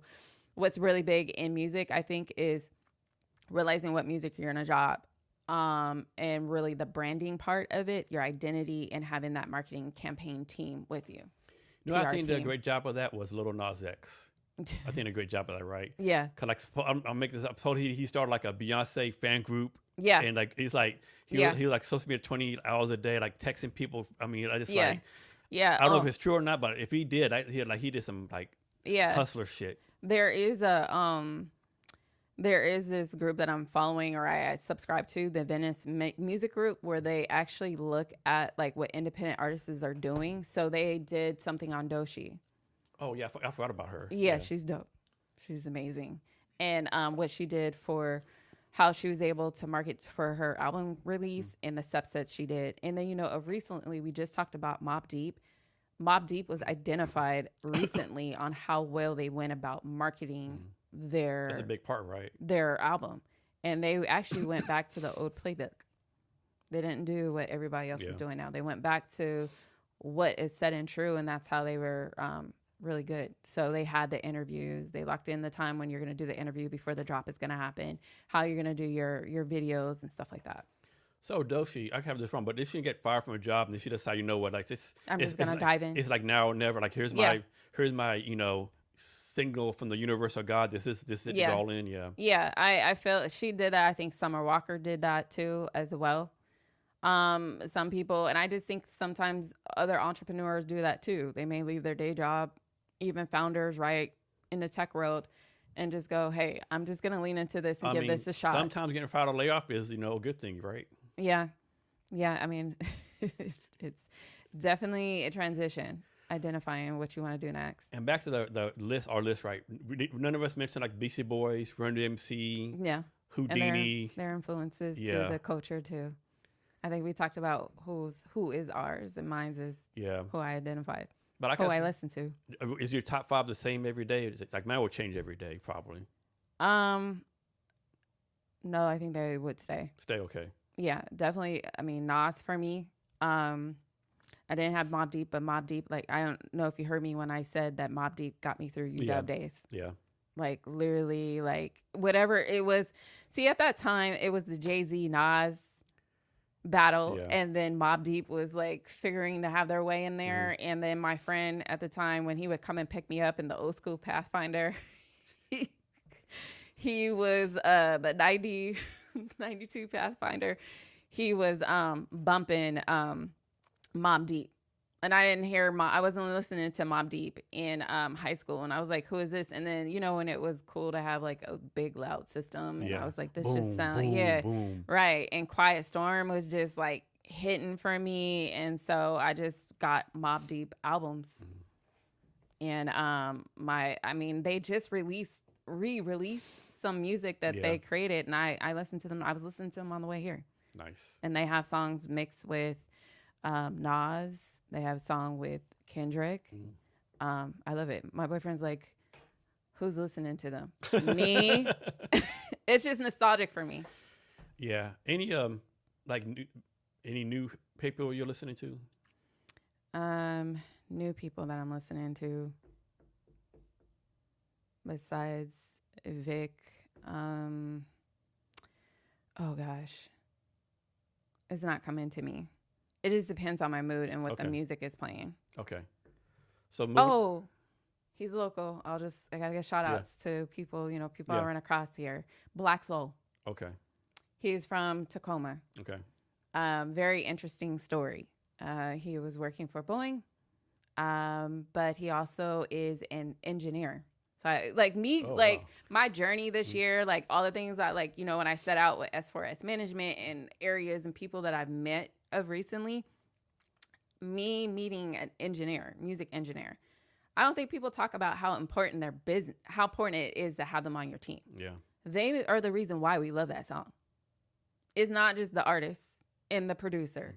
It's the engineer that knows how to tweak it up and add this to make it give that full impact. So I met Black Soul. I had afforded the opportunity because Vic got into Grammy University. And so it's their younger division of young artists that they help mentor. So they were having an event. So I went there. I met Black Soul there. He told me about his story, and he actually had an opportunity to work with Dr. Dre for a year. Nice. Yeah, he took we know how we say, like, people, entrepreneurs or artists is just realizing, like, I just need to lean into this opportunity. Yeah. He did. Yeah. And had an opportunity to work with Dr. Dre for a year. I started listening to his music. So that's who's new. And I was like, whoa, he is like Tank and himself. Like, his voice is amazing. And he's from Seattle. Seattle, I don't know if you realize, we got a lot of, like, people talk about it, but I don't know if they acknowledge it. Like I said, the hip hop scene. The breakdancing scene is major because we also have so many, like, crews that have been born from this area. We got rock from here. You know, we got Jimi Hendrix. Yeah. We got jazz. My uncle, great uncle is an influencer. Standiford. It's not, his first name is not coming to me right now. We have that here. But when it comes to musicians and artists out there, we have producers that are from this area that are doing it. And he's one of them. Yeah, like 2 doors down from our podcast space, there's a place called Central Saloon. Been open since 1892. Like Nirvana got started there, Soundgarden got started there. All these big bands got started there. Even today, they have like 2 or 3 live music bands every night. Still today. Yeah, and it's amazing. So like my journey, I would say, is each client that I work with, I'm learning something. You know, just wanted to say, like, even working with like Vic and like I said, the ideal customer or client, just having their vision, somewhat their vision together. Because I have to reiterate, your vision of your business is also your vision of your product that helps design and drive your OKRs. So regardless of business, whatever they're doing, product, artist, whatever, talk about the importance of all of them being like great storytellers. It's important. Even as I'm learning when I'm on like these groups and stuff that I'm with, the storytelling, even from Founders Live, like the storytelling, if you're able to tell your story about your business in 99 seconds and it's impactful, like that's amazing. When you do commercials are typically 30 seconds to get their point across. So absorb that. If you can do your story, so telling the story and the reason and the why your product is viable or your business is viable in 30 to 99 seconds is incredibly important.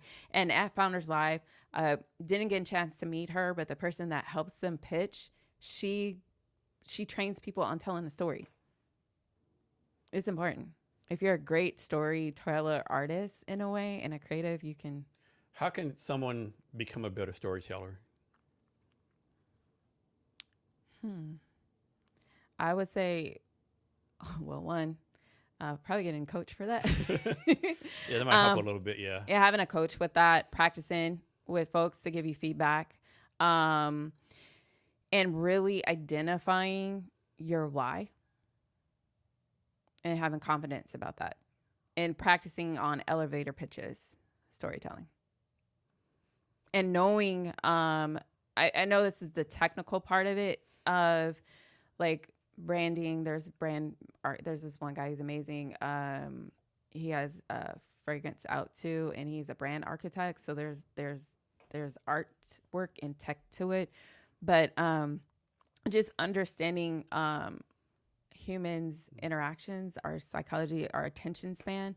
So I learned about the attention spans of when you're creating a short film, because I was doing that with B&J Movement.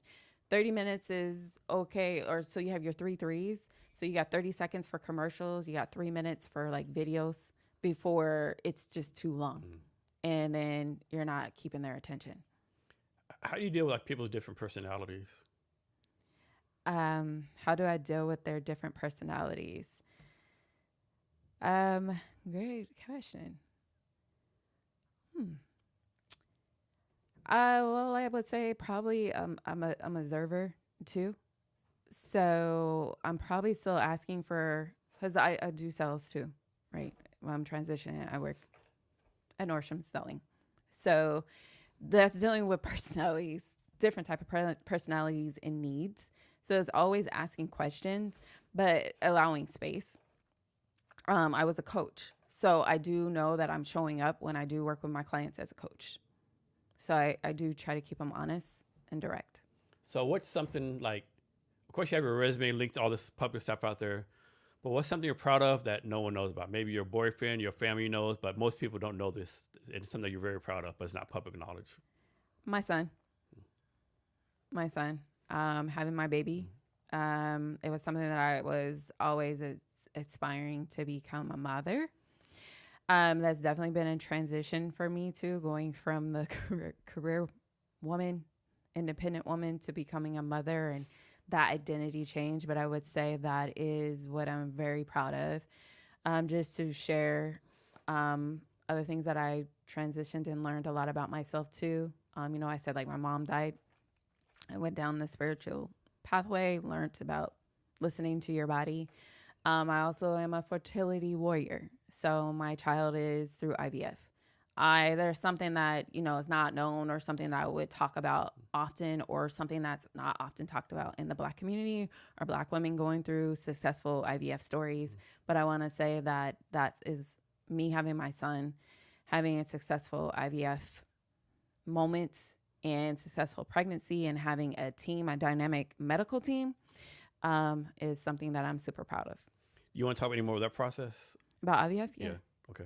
Okay. So how does that even work? Like, you just like go somewhere and like put your name in, and they do a lottery, and like. No. First of all, it ain't cheap. Let's just say that it's costly. It's something that you're gonna have to commit to and really want, because let's just say your fertility is managed like a project. And did that mess with your mind? Like, like your personal stuff's like out there for like. Of course, I'm sure you're working with your I'm sure your doctor. I'm sure there's HIPAA rules and stuff like that. You have to be thinking like, man, like, did I just tell this doctor this? But you should be working with an IVF doctor who knows everything. So there's a lot. It's very personal, because to go down the route of IVF is typically meaning like you cannot have your child naturally. And so IVF was created for a woman like me. I didn't realize that. I went through a lot. I was disappointment, depressed a little bit. Plus, I was later in age having my baby. So really did learn that the clock does tick for women and men as well. It was definitely a journey, and it was a journey that I had to dedicate myself to, and my boyfriend. And my boyfriend was the true advocate on like, because I was just like, man, why do I got to go through this? I don't know if I want to. And he was like, how long did the whole process take from the first day you said you want to do this to you actually having your kid? 2 years. 2 years. Okay. And I had to work. So that meant like your diet, adjusting my diet for if this is what I really want to have, this is what I need to do. I also did acupuncture, started in September of 2021, all the way through my pregnancy to after my baby. So off the wall question, when your kid gets a certain age, you're like, hey kid, this is what I had to do to have you. You better freaking like do what I tell you. You better like, appreciate this. We may or may not. Yeah. Discuss that with him, or he may not find out, or just say, hey, look at, because there's so many things that some people may talk about. There's the positive side of it, then there's the negative side, and I actually had a healthy baby, 10 pounds, 1 ounce. What's the negative about it? Because I don't see a negative. Just some people like that sometimes the negative, just not really fully understanding the method, the process that it takes. People saying bad things, just certain communities that are just not into it. Yeah. Okay. What do you think the impact of AI is going to be in business going forward? Oh, thank you for that question. The impact of it. So this is how I see it.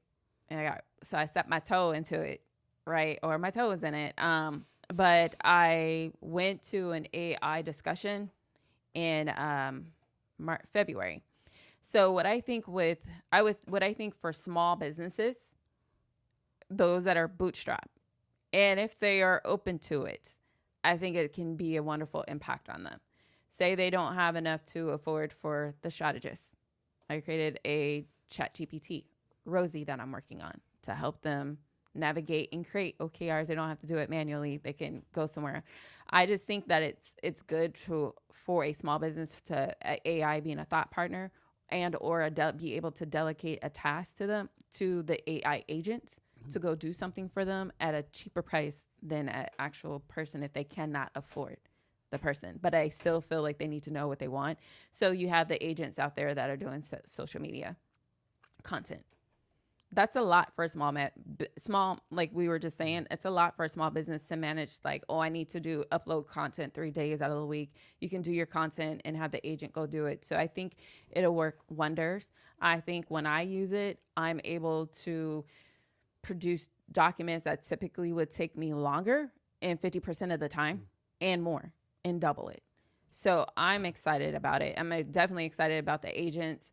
I can see the fear behind AI in some cases where some jobs that you do a lot that, are tasks that are done all the time may be removed. I can see that fear, but you always, I mean, you still need right now at the maturity of it, you still need people to do it. So how do you deal with people like maybe like they're like, okay, all this tech stuff is good, but I've been using Google spreadsheets since 1989 and I'm not changing it, right? How do you like get them like to be more tech advanced, so to speak, if that question makes any sense? Did you see me close my eyes? It was, oh gosh, spreadsheets.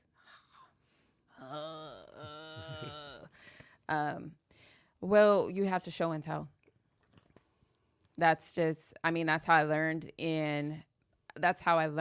when I was in university corporations, like when I was at Boeing. That's how, when new change was coming to us, like, oh, we're going to ITIL or we're going to Agile, immediately when something is new and something that they're not used to, you're always going to get a reaction. But you got to be able to give examples and let them experience, I feel, to see that it's worthwhile.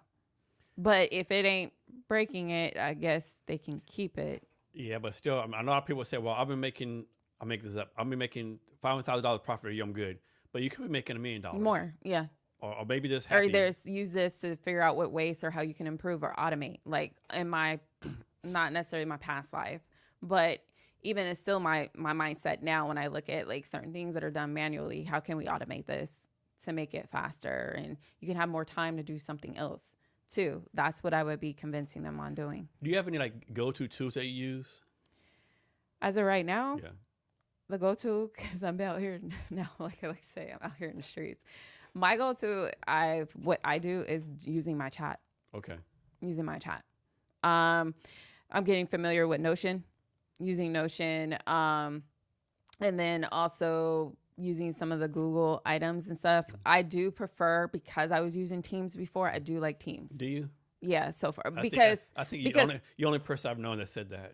Well, that's just because I was in doctrine, right? Yeah. I'm still like, how long has it been since I've been out of Boeing? Yeah. I'm still used to using enterprise, those type of enterprise products. It's just I'm used to it. Oh, boom, boom. Yeah. Easy, upload, I'm done. Phone call. Oh, you're finding me. Good God. I mean, Teams is right here. Okay, I'm used to that. Okay. That's what I like. But for me, on what I'm using as my tool has been AI. Okay. Are we talking about social media? Do you have any favorite social media platforms that you use? Favorite? Well, I'm on Instagram. Instagram? It's really just now I just see it to make me laugh. Okay. Depending on who I'm following. So Instagram a lot. TikTok, if I wanted to storytelling or I wanted to see people dancing, but I'm not on there as often. Okay. But I recommend for small businesses, they may need to go that route. Yeah. But that's based on their product and their need and if it's unnecessary. Like my business, I'm not going to put myself on TikTok unless I start saying, hey, I want Rosie of where I want her to go next to have these videos there. And so how long have you been working at Nordstrom doing sales? Since June. And so you just basically base a sales associate? Yeah. I did it to bridge. Had to make sure my baby's still eating. Yeah. How's that working for you? Pretty good experience or doing pretty good? Well, I've as a sales associate, I've done pretty great, I guess, in the 6 months I've been there. It's definitely different. And you get paid on commission, salary? How's that work? It's not salary, it's commission. Okay. It's a base pay and commission. Yes. What's a skill you don't have that you want to learn? A skill that I don't have that I want to learn. Well, I guess since we're in the world of AI, I still want to learn more about creating AI agents. Yep. I have a vision for my ChatGPT or Rosie. I do. Nice. The intentions of what I know and feel that small businesses are also not just learning about the frameworks of keeping yourself structured and organized. There's other things that they don't have access to or they don't get privy to it until it's too late, such as a levy for, hey, minimum wage is going to go up. That's been killing small businesses. Yeah. And there's so many things out there like what help business out, but it's like kind of close hold or like, if you're in the Washington State website, be here, like they really don't advertise it right. There's a lot of grants, a lot of things out there. So what would be nice wouldn't it be nice if there was something out there that can get that information to them and it just pops up? ping, Yeah, a lot and of then they yeah, can incorporate that into their plans or readjust.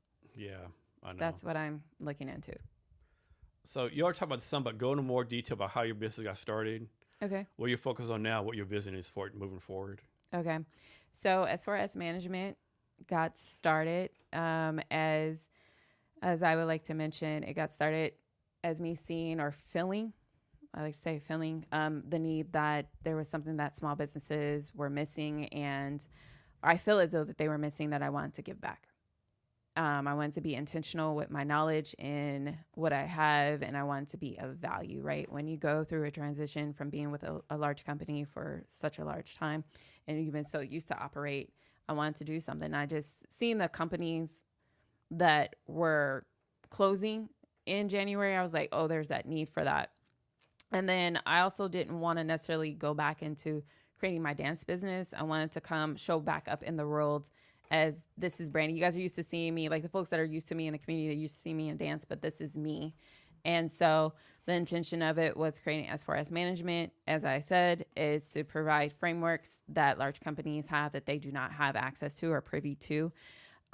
Working with creatives, that was my intended audience, and that has expanded.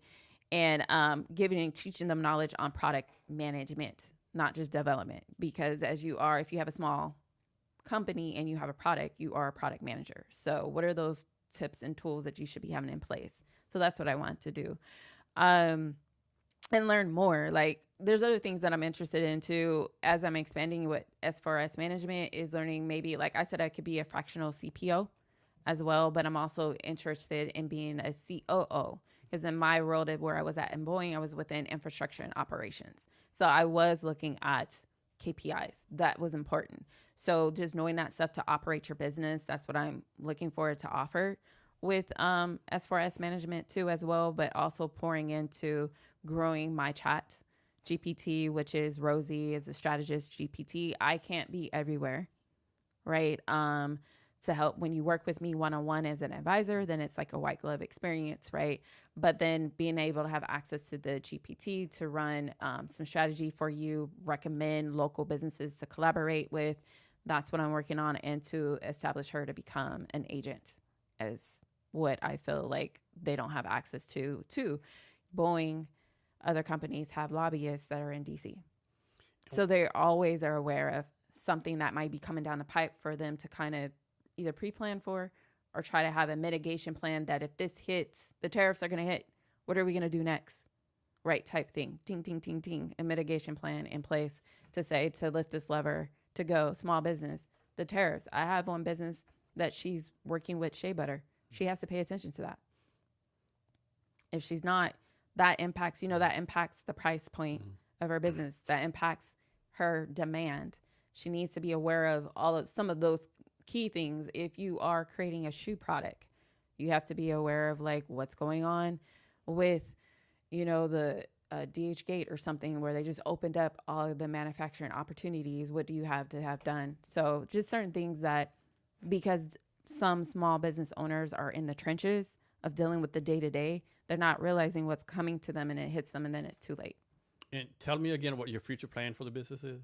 The future plan, the one plan that I do have is for my chat GPT right now it's just in the sandbox stage, I would say the discovery stage of just being the GPT. I have not quite launched her open into OpenAI. She is within OpenAI to like review the consumption, but eventually that becomes an agent at a price point that could be affordable for a small business owner to go and do things that like lobbyists are like to be able to crawl and find information that they can have to help them plan in advance.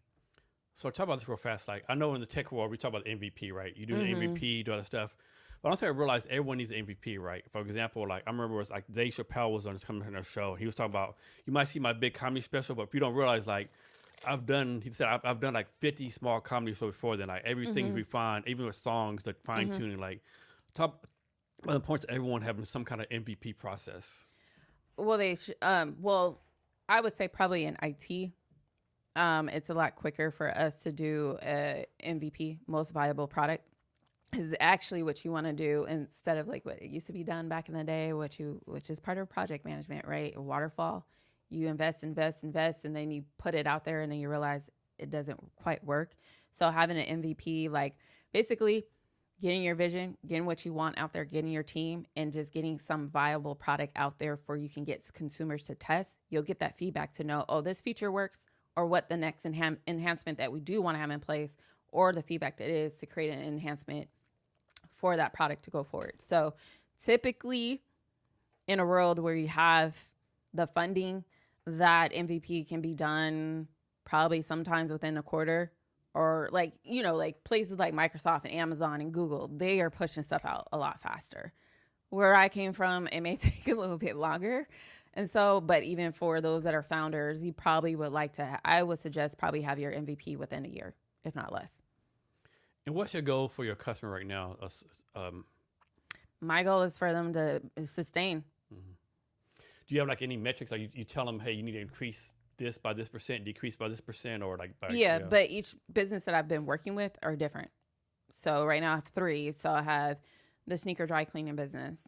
That's a different than somebody that is a musician, artist with a clothing line versus somebody that's creating spa, like a beauty and spa product with shea butter and stuff like that. So it's different. But what I would have for them is also based on, I don't say, hey, you need to have this metrics because I'm their advisor. I'm not necessarily there because I'm an advisor. What you want, I give you advice. This makes sense or not. If I don't, I'm not being the best advisor if I'm not being transparent with them. So I try to say whatever it is that their goal is, and I hold them accountable to what they're going to meet. And then I may say, hey, like we're looking at doing a subscription model fast. Once I finally was able to see that there are certain things that were missing, like your infrastructure, inventory infrastructure needs to really be in place so that you can have a real effective subscription model. We might need to pull it back and have you start with something smaller like loyalty. How about this situation? Like, suppose you're advising a company in the future, right? Mm-hmm. And you recommend 10 things, and they do direct opposite 10 things. You be like, okay, like I might be the best advisor for you. Keep doing opposite things. How would that work? So they do 10 things opposite of what they recommend? Yeah, what they said they wanted to do. No, you tell them 10 things to do. You advise them 10 things, and they do a direct opposite each time. Like every time you tell them to do something, they do the opposite. You can be like, okay, I might be the best match for you, or yeah, okay, yeah. But see, it goes back to what my method is. It's all about what you want to do. It's what you want to do, what your goal, your objective is, and we're gonna put that on paper, and we're gonna put the rubber to the ground and see if it's working. Then from there, I'm giving you actual advice on what I'm seeing, because that's what I should be doing. Now it's on you as the business owner to accept the risk of whatever I'm saying that you don't want to do. So your first customer, or take. Your first customer you already knew already. Mm-hmm. Like, is that your plan moving forward? It's like work with people you already knew. Like, how are you going to do your marketing, so to speak? Not necessarily who I already know. So my marketing with that is working with this, but working through right now, I've also partnered with with Densham, a CDFI. So I am going to be teaching this next cohort that they have. We selected a group of 10 small businesses within the Seattle Tacoma location to get them retail readiness. So through the cohort, that's how I'm able to acquire more clients through that partnership with Densham. Plus, they also have this, I've been a part of their pit crew. So it's something that they're creating. The ideal is like, say, hey, they got a small business. They give loans to small businesses and they need them, right? And they may need help to what operations, efficiency, something to maintain the loan that they created. So they got a group of SMEs together, different backgrounds, to come tag team and get them through the pipeline. So I was part of that advisory, and through working with Densham recently, that's how I think what I'm planning to do, I'm glad you asked that, is to work with groups like that. CDFIs, that's my next steps. Other groups that work with small businesses that I can be in there to work with them that way. So you already kind of answered this throughout the talk, but I'm sure there's several hundreds of people doing the same thing you're doing, right? Why should someone pick you to work with? Why should they pick me to work with? Yeah. I want to say that I'm unique and different and a unicorn, because I honestly don't see that there's a lot of people like me. What I would say, there are strategists, right? But my background from one strategist is going to be different. They may be operations, come from a operation background, but mine is from IT. And the fact that I'm willing to take the leap and translate my IT background into retail, into music, into bar soaps, or into a restaurant is different, in my opinion. Okay. In my background, I was a choreographer, so I spoke with Sean Good and how he likes to put it. I like to orchestrate and get things organized for you. So you use the term unicorn a few times. Mm-hmm. Why that your term? Because I'm unique. I've been told that. I mean, like, because I'm honestly, somebody would probably say, why don't you just go be a dancer, choreographer from what I've done, because that's your passion. Mm-hmm. But then I also was that little girl in the summer taking a telephone apart and looking at the motherboard as well. Nice. You know, my uncle was in civil engineering. My mom worked for Skilling Ward Magnuson in Berkshire, which is now Magnuson and Clemensick. So I was around civil engineering. So with all the stuff you do, like, how does your brain work? Do you just constantly have ideas bouncing back and forth? Do you like think about this thing, or how do you focus your brain? Or is your talent reason you're a unicorn because you're able to focus everything at one time? I prioritize, and I like to write things down. Mm-hmm. That's me. And funny, like I said, everything comes full circle. You know, I used to create maps. So when I'm writing stuff out, I like to whiteboard. So is that drawing out the process, all of that, arrows, this and that, or drawing it out. Sometimes I can't I gotta draw it out because I'm also a visual person. When I'm working with businesses or even with me, I like to see a dashboard that tells me, that informs me what's going on, rather than just these words. Let's put all this data somewhere so I can make a nice intuitive decision going forward. So my process is what I typically is, I know where I want to go, and then I'm working backwards. Can you define success for yourself? Success for myself. Yeah. Success for me, honestly, is having peace of mind at night, being financially stable and secured to offer an opportunity and legacy for my son. Would you say you have peace of mind right now? Mm-mm. No. Mm-mm. Mm-mm. What do you have to do to get there then? To get there is, this is something I think about every day because I'm in this transition that I'm going through right now because I've been so used to having that certain type of security. For peace for me it is freedom, to be available to be with my child. That's the other part with success, freedom to be authentically myself when I show up. So being in a business place. So getting there where I'm going to is to see that I can eventually, maybe within a year or two, fully being invested in S4S management, fully in there, and that running it, and that Rosie is successful, and that the company I want to work for is my client. And how old is your son right now? 2. So I could be totally wrong here. I'm not a female. I think a lot of females struggle with, being a business person, being a mother, Yes. Like, how do you deal with all that? I'm going through that transition right now. Yeah. When my child was born,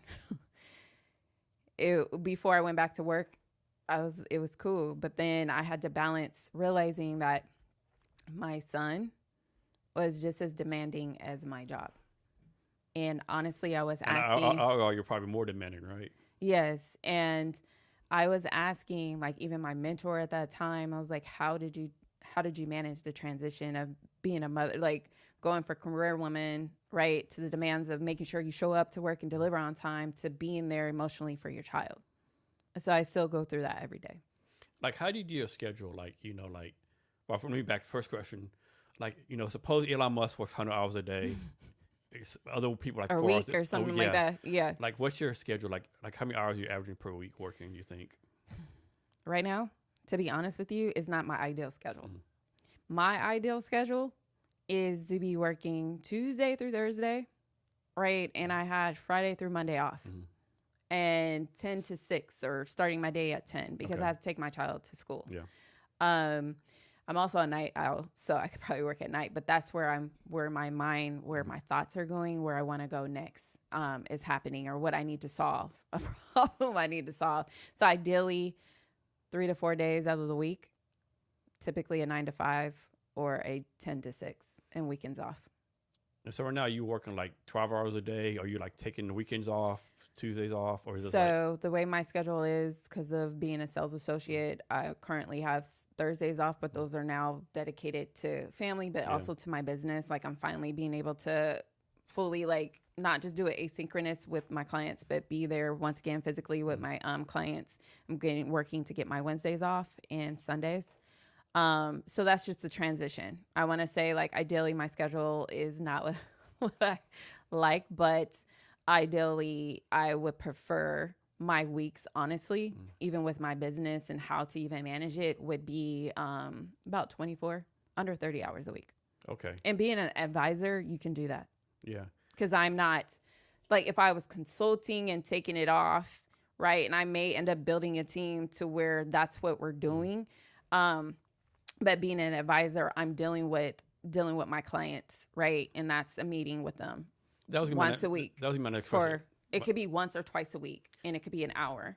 Yeah. My next question was going to be like, are you planning on having a team eventually or later down the road? I actually am working with somebody now, like on things like, when I say things you don't like to do, to delegate to somebody, I have somebody working on my templates for me. So I could just be able to go like I did in the past, drop my content and go. I'm guess expand like nationwide eventually. Yeah. Well, nationwide would be my GPT and agent. I have thought about it recently on whether or not if I want to work with businesses like in California or Oregon. I just was on the phone with a good friend of mine. She's in St. Louis, and she was talking about a friend of hers that's going through a change and that she may reach out to me. And I already have another partner that I wouldn't mind talking to this person about talking with.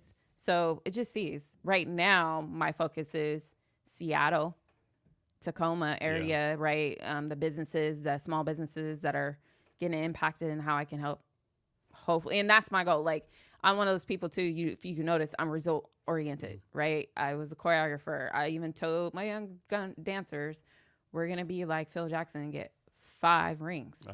I got 2. And so I'm very intentional on how I would like to move and how I do move too, moving forward. So working with small businesses and organizations within Seattle right now is my primary focus. The GPT, when it's available, that's to anybody. So, people will say, if you have a small business, start whatever, don't quit, keep on going, all that kind of stuff. But is there a time when someone should quit? Yeah. When is that? Well, from my personal story, I just say for me, like I said, S4S management is my second business. So with B&J Movement and Remix, I needed to stop because I was tired. Even though I said we got those accolades with Remix within 4 years, I was burning the candle. I was working full time, and then I was on the weekends. And along with that, I'm making sure the music is great. We're finding the DJ, making sure the costumes are going to be together, coordinating with parents, finding out when the next event's going to be, boots to the ground, coordinating with people, like meeting with people. So is it 4 years? So technically our business was legally around for about 5 years. And for me, I would say had my mom not passed away at that time, I probably could have still been going and had my studio. My North Star for me and us was having a studio. So that's why I was like grinding so hard. So earlier you talked about there's some kind of event on Monday and next January. Can you talk about those again? Monday. Yeah, I think you said it's some kind of event going on Monday and then next January. Okay, so yes, on Monday, as a result from Soul Food, with the sneakers being donated to Resole, we're going to be donating those shoes or setting up on Monday at Southwest Youth and Family Services, the Love Closet, and giving them an experience of shopping for shoes free. So instead of just having the experience to say, oh, here's the shoes, we done did it, yay, giving an actual experience. So that's happening in Monday. And then also in January, the second site of Southwest Youth and Family Services being at West Seattle White Center CDA unit that they have. They're going to be having an opening ceremony January 24th and 25th. And you have anything else going on next few months you want to tell people about? Yeah, maybe in the cohort lead for retail readiness, which is being put on by Dencham. So Dencham is a CDFI, local business that gives small loans, gives loans to small businesses. So some of their clients is like Noir Candles is one, Boom Boona, they've helped them out too, as well. So they have a reach. They have over 100 clients, and right now, just from their experience and what they want to do, and we align. Like whatever they say that they want to do to help the community, they've done. They've helped me with my business by giving me, my first dollar or whatnot. So that's what I'm working on. It started yesterday, and the cohort goes to starts from now to May. They're going to have 3 marketplaces, so people have an opportunity to come see the vendors and small businesses that I'm helping to teach to get ready for either expanding their business, if they're in a brick and mortar, or preparing to position their product to go into a brick and mortar. So that the next actual marketplace is next Wednesday at Boom Boona. And the other ones they have in February, and in May is going to be at the CD Art Walk as well. So, and Resole is one of the places where they'll have some of the vendors at. Have you ever done one of the Boom Boona's coffee ceremonies? No, I have not. I haven't either. No, I know the one. I know it's like fucking 20,000 hours long. It's like a real long process. Yeah. I've always meaning to go, but yeah. Yeah. So Dencham, like when you say you meditate, you have a vision. Meditation is also, synchronicity. Some things just kind of happen. Dencham is one of those. And I guess my ideal partnerships with those other businesses is hoping that they align to what they actually say and do, because that's me too, as well. So that's what makes me unique. I'm not trying to be a faux coach. I'm, fake coach. I had, so just full transparency, right? I went through the SBA at the beginning of the year. I went through their courses and got me an advisor. So he held me accountable. So you want to do this, what makes you more different? Just to be honest, a trend that I see with coaches out there is that a lot of small businesses are not working with coaches, because there was a period of time during COVID or whatever that there was fake coaches out there, people getting burnt. Yeah. And they rather work with somebody that has experience. I have experience. Not only was I in corporate, but I've been an entrepreneur before. Yeah, that's a good question, right? Because you need a coach, right? But I know there's a lot of people who should not be coaches, right? So how should one select a coach? How should they select a coach? Yeah. I would be honest. To be honest with you, just don't go with the hype. You want to make sure that you vibe, that you align, and that they're being honest and are in best intentions, and that their price point aligns for you. Yeah. So what's the next big thing for your business? The next big thing for my business is getting Rosie launched. Rosie launched. Okay. And you building this out yourself, or someone's going to do it for you? I actually was working with another person of mine, Maurice Mokawe. Gotta give him a shout out. He helped me out. Actually worked with me with getting my framework together. So that's probably who I would be talking to. He has a business called A1 Autonomous. So he's working on SaaS platforms. Okay. And he's a product manager too. And he actually reached out to me. He was like, I think we just started talking about what we were going through our you build your community when you're going through a transition of impact. So he was impacted too. And he and I just was talking, vibing. He was like, yo, like, it's always good too if you have somebody like-minded. He's like, yo, we gotta go. We gotta do this. The time is now. And so he is also working on a SaaS platform with his goal of making sure you can do something all in one for entrepreneurs. Because he realized you pay for this service, you pay for that service. Yeah, you do. Is this, and then you realize it adds up, and then you got to go there and there. So working with him, my website is one of the MVPs. I'm part of his MVP process too, and us talking. And he's product manager, keeping it honest with me. Me and him have conversations when we did. Hey, have you talked? Like even with, I had him test one of my clients' websites so they can give honest feedback. Because I'm like, we're getting foot traffic, but what do you think? And he's like, boom, boom, boom, boom. I don't trust this. Boom. And so that's who I would be working with. And I also have somebody else that is peering with me in this, as this co-leading. She's a SME who I have my eye on. Okay.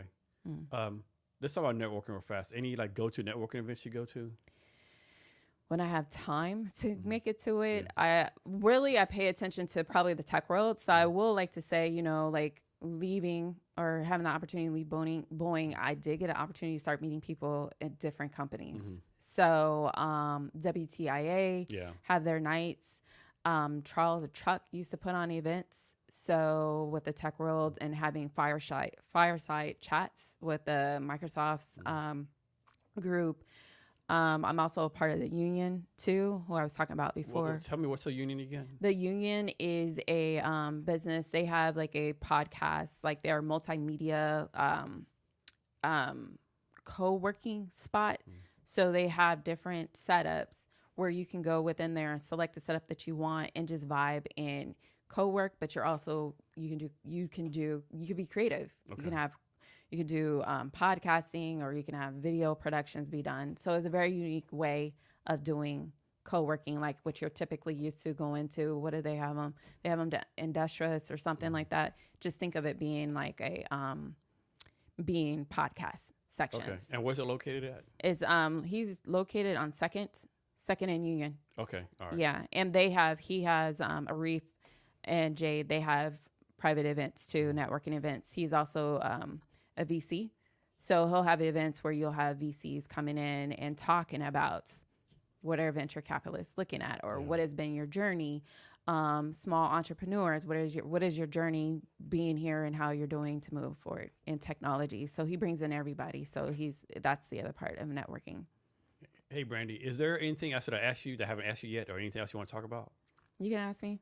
But anything else you want to talk about, or anything I should have asked you I haven't asked you yet? No, I can't think of anything right now. Okay, cool. Can you give us your social media so people can reach out to you? Or whatever preferred method you have for that? Preferably through my website, so S4Smanagement.com, and then also on LinkedIn for contacting me. Okay, and then can you give us any last wisdom or advice or anything you want to talk about? Last wisdom of advice, I would say for founders out there, right? Know what your North Star is. Right. It's sounding like a true product manager, right? This is those in the IT world. Know what your North Star is. Know what it is that you're trying to bring and solve whatever gap it is that your tool or your AI tool is solving, and ensure that it's very unique. I would like to say what I've learned from a VC is it for them to invest, it has to be something that is world changing. And him telling me that, because I was interested in like, well, if I'm investing as a product manager, strategist / advisor, if I'm people that I'm working with, likely I'm invested. So make sure it's something that's world impacting and that you have your numbers and you have your strategies together to know where your North Star is. Otherwise, it's cool to put your MVP out there, but make sure it's very impactful and you can talk it in that storytelling to get somebody there. My entrepreneurs that are running brick and mortars, know your numbers. Hire somebody. You can find out where you're going within 90 days to 30 days. And that's what I'm here for. Brandie, thanks for your time today. I really appreciate it. Thank you. You're welcome. And to our listeners, be sure to check out the Cavan's HR Refunder at refunder/cavan'shr.com.